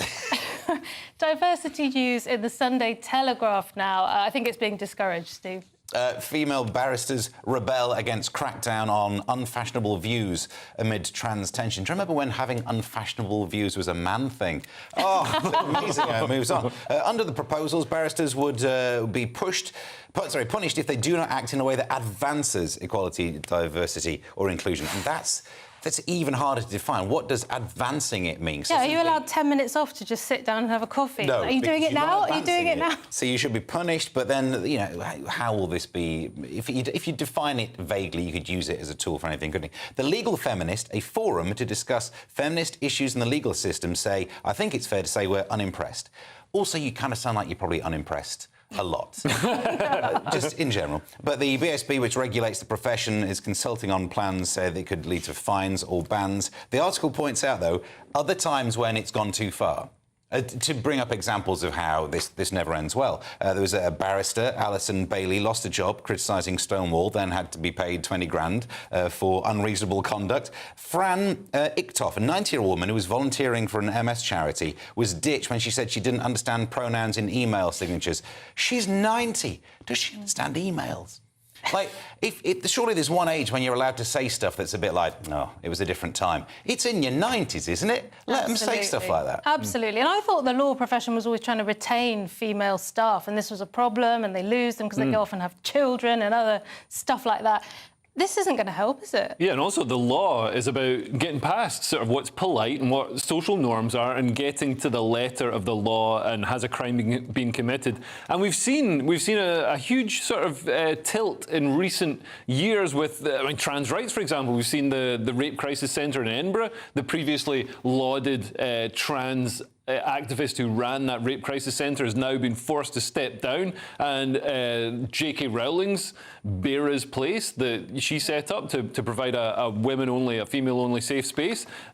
People are being directed there instead, and we've seen the Cass Review as well, and so much of this stuff that's, they say it needs to advance equality, diversity and inclusion. What does that even mean? Those are words that just, they're sort of hide, they hide a lot of communist propaganda. Diversity of opinion. It always means, they say, they pretend they're anti-racist. What they mean is they're explicitly racist, and they judge everyone based on the colour of their skin, and they're explicitly sexist. There you go. Sticking with the Sunday Telegraph and a story about a based vicar who publicly challenged feminism. How did that work out for him, Leo? So, a free speech storm embroils church after vicar sacked over anti-woke YouTube channel. So this is the Free Church of England. I'm not sure, that's not the same as the Church of England. This is a breakaway Anglican denomination. It's dismissed the Reverend Brett Murphy last month after ruling that the nature and tone of videos that he posted online had brought the church into disrepute. So they took issue with the vicar using the term witch to refer to female priests, which, to be fair, I mean, if you're a religious person, you really believe in this stuff. You believe there's God, there's spirits and all this stuff. So witches genuinely exist and can ride broomsticks and all that kind of stuff. So, if he's saying that, like, should we be dunking these women? I don't know. I don't want to give people ideas. But he said he was being tongue-in-cheek and sarcastic. Obviously, nobody's allowed to make any jokes anymore. That's banned. He says he's got a right to free speech, but no, he's been kicked out of this church. Well, he has got a right to free speech, but he's representing somebody, isn't he? And I know that a lot of people would say he's representing the views of the organisation. You can put saucy videos on your social media, but not if you run a daycare or something. But it's the free church. It's a free church. I mean, yeah, he's got the right to free speech and they've got the right to fire whoever they want to fire, I suppose, because it's the church. I mean, put it in context, he's got away quite lightly. I mean, in the old days, Galileo comes up with an idea, they ruin his life, so at least he was only fired. Well, that could still happen. OK, that's the end of part 3. Coming up after the break, we will be looking at Asda workers tortured by storehouse music, not house music, like the house. Anyway, and a woman is found with fur on her lips after eating something cheap. Cat. Something about baked potatoes. Come back after the break. They're eating the cats. GB News Breakfast. Every day from 6 a.m. And feelings of stress and anxiety tend to be quite normal for a lot of kids. And if it's normal for the kids, then it affects the parents as well. Well, it seems that our canine friends could be the cure after new research by the University of Bristol found that dogs are incredibly sensitive to their owners' emotions. OK, how do we cheat into this? How can your doggy help your family handle stress during this time of the year? Let's go to the Director of Canine Affairs at Guide Dogs UK, Tim Stafford. Tim, we're talking about this as if it's a big revelation, but obviously, you know, a man like yourself, you're well used to this, and you can see when a dog is reacting. What form would that reaction take, do you think? Yeah, you know what? It's nice when the science kind of confirms what most of us have known for a very long time. Our dogs become members of our family, and they come very, very close to us. So it's no surprise that anything that goes on in the family is going to be detected and picked up by the dog. That can be changes in behaviours. It can certainly be the dogs watching our behaviours and starting to mirror those behaviours. But what this research says is that the dogs can actually smell our emotions. It's not just that they're responding to our behaviour changes, they're responding to our physiological changes as well, because we smell differently when we start to get anxious. So at this time, there's lots of changes in a lot of families' lives. Kids are going back to school, young people are going to university, parents are having to deal with all of the emotions attached to that. So it's no surprise that our dogs start to detect that too. GB News, the People's Channel. Join me, Nana Akwe, for an informative, interactive news programme with a difference. It's fun. No, you didn't say that, though. I'm so surprised. I think there's an element of truth to that. Join me from 3 p.m. every weekend, only on GB News, Britain's news channel. If you want your news to be straight talking... This is a nightmare for the Conservatives again. Down to earth. It's not just Nottingham where this is happening, is it? And most importantly, honest. Hard-working, middle-class taxpayers, they'll get their book thrown at them. Then catch me, Martin Daubney, Monday to Friday, 3 till 6 p.m. on GB News, Britain's news channel. Every Saturday, 10 till 12, we'll bring you all of the news that you need to know. We'll also remind you that there is so much to smile about. It's my favourite time of the week. I get to relax, enjoy some light-hearted stories, and let Ellie teach me about fashion too. That's Saturday Morning Live, every Saturday, 10 till 12. Only on GB News, Britain's news channel.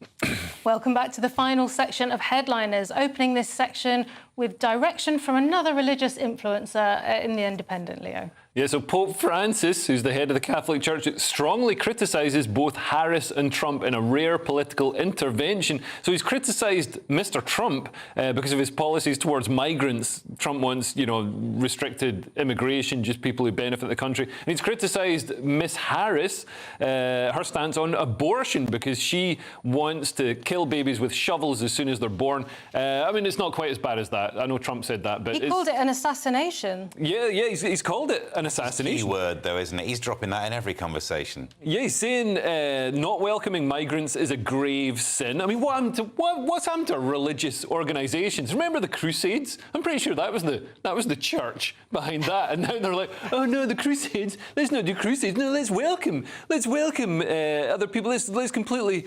wipe out any Christianity in the world, and the stance on abortion. So I mean, I know Donald Trump has had some criticism for sort of hyping up or overplaying, but there genuinely are Democrat politicians who've said we should have full-term abortions and stuff like that, or abortions where the baby can be born and left to sort of die of neglect, and it's absolutely horrific. I mean, I think there's a sensible point. You would think traditionally that Pope Francis would have a lot more to say about that, wouldn't you, Steve? Yeah, I mean, well, he plays it. He keeps his cards close to his chest. He's apparently in the whole thing doesn't actually name either candidate. We worked out the two. It's not difficult to solve that particular riddle, but he ends it with saying you need to speak to your own conscience and work out who the lesser of those two evils is. I mean, it's not an endorsement either way, is it? It's a damning indictment, but he's not telling you which is the worst of those two evils. You get to work it out. What a fun quiz. Fun indeed. OK, an uncomfortable story in the Mail on Sunday now, Steve. Albanian migrants trying to avoid being kicked out of the UK are told on TikTok, important fact, to pull out their teeth to get them into an easier-to-escape hospital. So what you do is, step one, you pull out your teeth, then you get transferred to a dental unit, and then you bite through the restraint. Damn it! I shouldn't have got rid of the teeth. But I'm shocked there's a way to get free dental care in this country. Are you kidding me, aren't you? I should be on TikTok. But the best bit is, It's done by someone who claimed to have escaped. There is no evidence of anyone escaping during the period this person was in this place, and there's no records of anyone escaping that way. Experts say it won't work because they've actually still got the... So I say do it. Absolutely, fill your boot. Not yet. The best thing that will happen is the tooth fairy might come by. Go on. Well, what won't happen is you won't get a quick emergency appointment afterwards to sort it out. Yeah, well, ironically, if they just stayed in Britain, they'd lose their teeth anyway.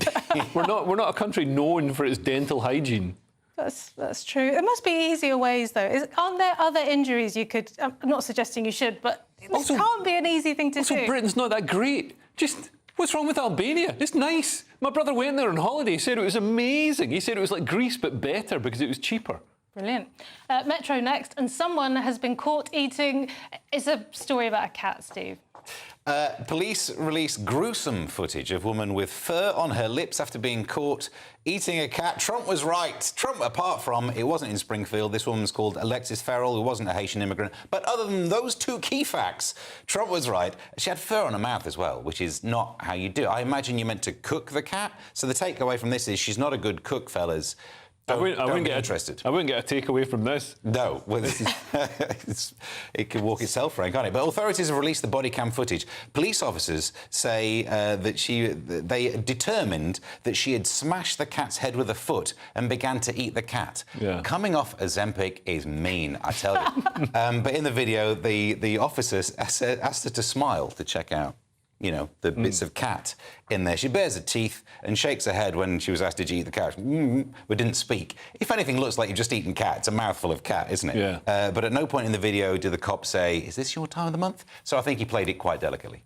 Yeah. I mean, I think this partly corroborates what Trump was saying. There was... at all. Come on, like a woman is eating a cat in Ohio. His story is about people... fact-checker said, Axel McGann Ruda Cabana is actually the most British person who's ever been born ever. Saying they're getting cats and actually cooking them, not just being mad people trying to eat a raw cat. No one was thinking they were eating raw cats. Yeah, but she ate a cat. Yeah, that's someone with mental problems. Yeah, she ate a cat. But also there's a video shared by Chris Rufo, an American academic, showing what looked like skinned cats on a barbecue. Or being cooked, which is my point, right? So this still in no way proves Trump's point. You said, well, this backs him up a bit. It doesn't, not a whiff of it. The whole debate has become about whether cats are being eaten or not, when the real issue is 20,000 Haitian immigrants have just been dumped in this small town in Ohio of 60,000 people. So that's going to have a huge number of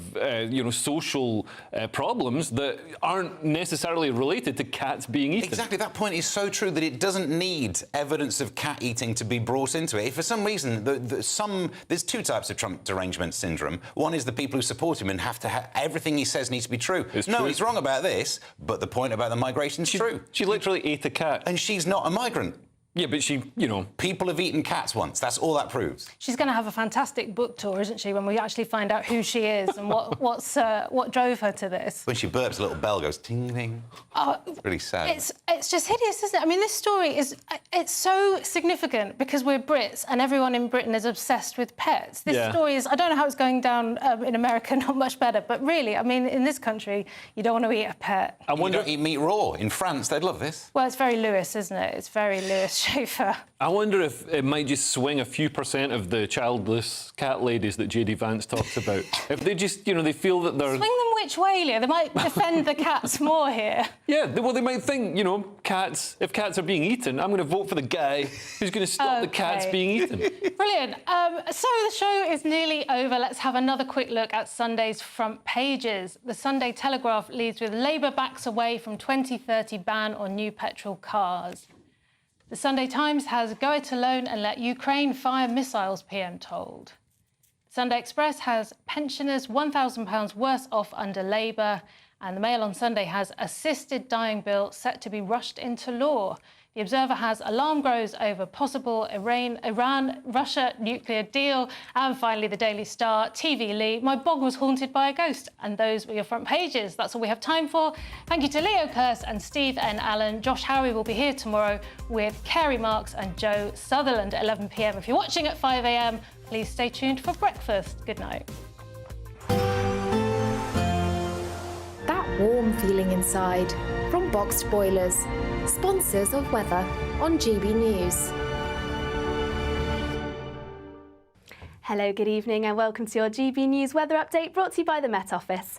Well, we've got a bit of a mix in the weather for this weekend. Sunny spells, blustery showers, also some cloud and some outbreaks of rain, but lots of fine weather around too. And the reason for this mix is that we've got high pressure to the south giving us those fine conditions, but we've also got a weather front that's slowly sinking its way southeastwards across the country, bringing us that cloud and rain. Now, as we head into this evening, that cloud and rain will slowly move its way into northern areas. And behind it, we've got plenty of blustery showers moving their way into western parts of Scotland. But to the far south, that's where it's going to be clear and dry and feeling quite chilly as soon as the sun goes down tonight. May even see a little bit of grass frost in rural spots down to the south. So to start Sunday then, as I say, plenty of showers moving their way into western and northern parts of Scotland, across Northern Ireland and just into the Scottish borders. A fairly cloudy start that will break up as we head through the day. Cloud and outbreaks of rain and drizzle, which could be a touch heavy over hills across northern areas of England and Wales. But as I say, across the south after a chilly night, that is going to make it feel cold on Sunday to begin with. Through the day, though, things are going to warm up. Where we have this band of cloud, rain and drizzle, that may just linger on for a time, so quite a damp day for some northern areas of England and Wales. Sunny spells and blustery showers through into Scotland. Some of these could be heavy with some hail and thunder. But once again, down to the south and southeast, that's where they'll hold on to the warmer weather and largely dry as well. Now, for the start of the new week, we'll start to see high pressure taking hold, which means for most of the country, largely fine and dry conditions, plenty of sunny spells around. You might just see a build of high cloud in the northwest with a weather front down out into the Atlantic. And that high pressure does hold on, which means plenty of fine and settled weather for the beginning of next week. A brighter outlook with Box Solar, sponsors of weather on GB News.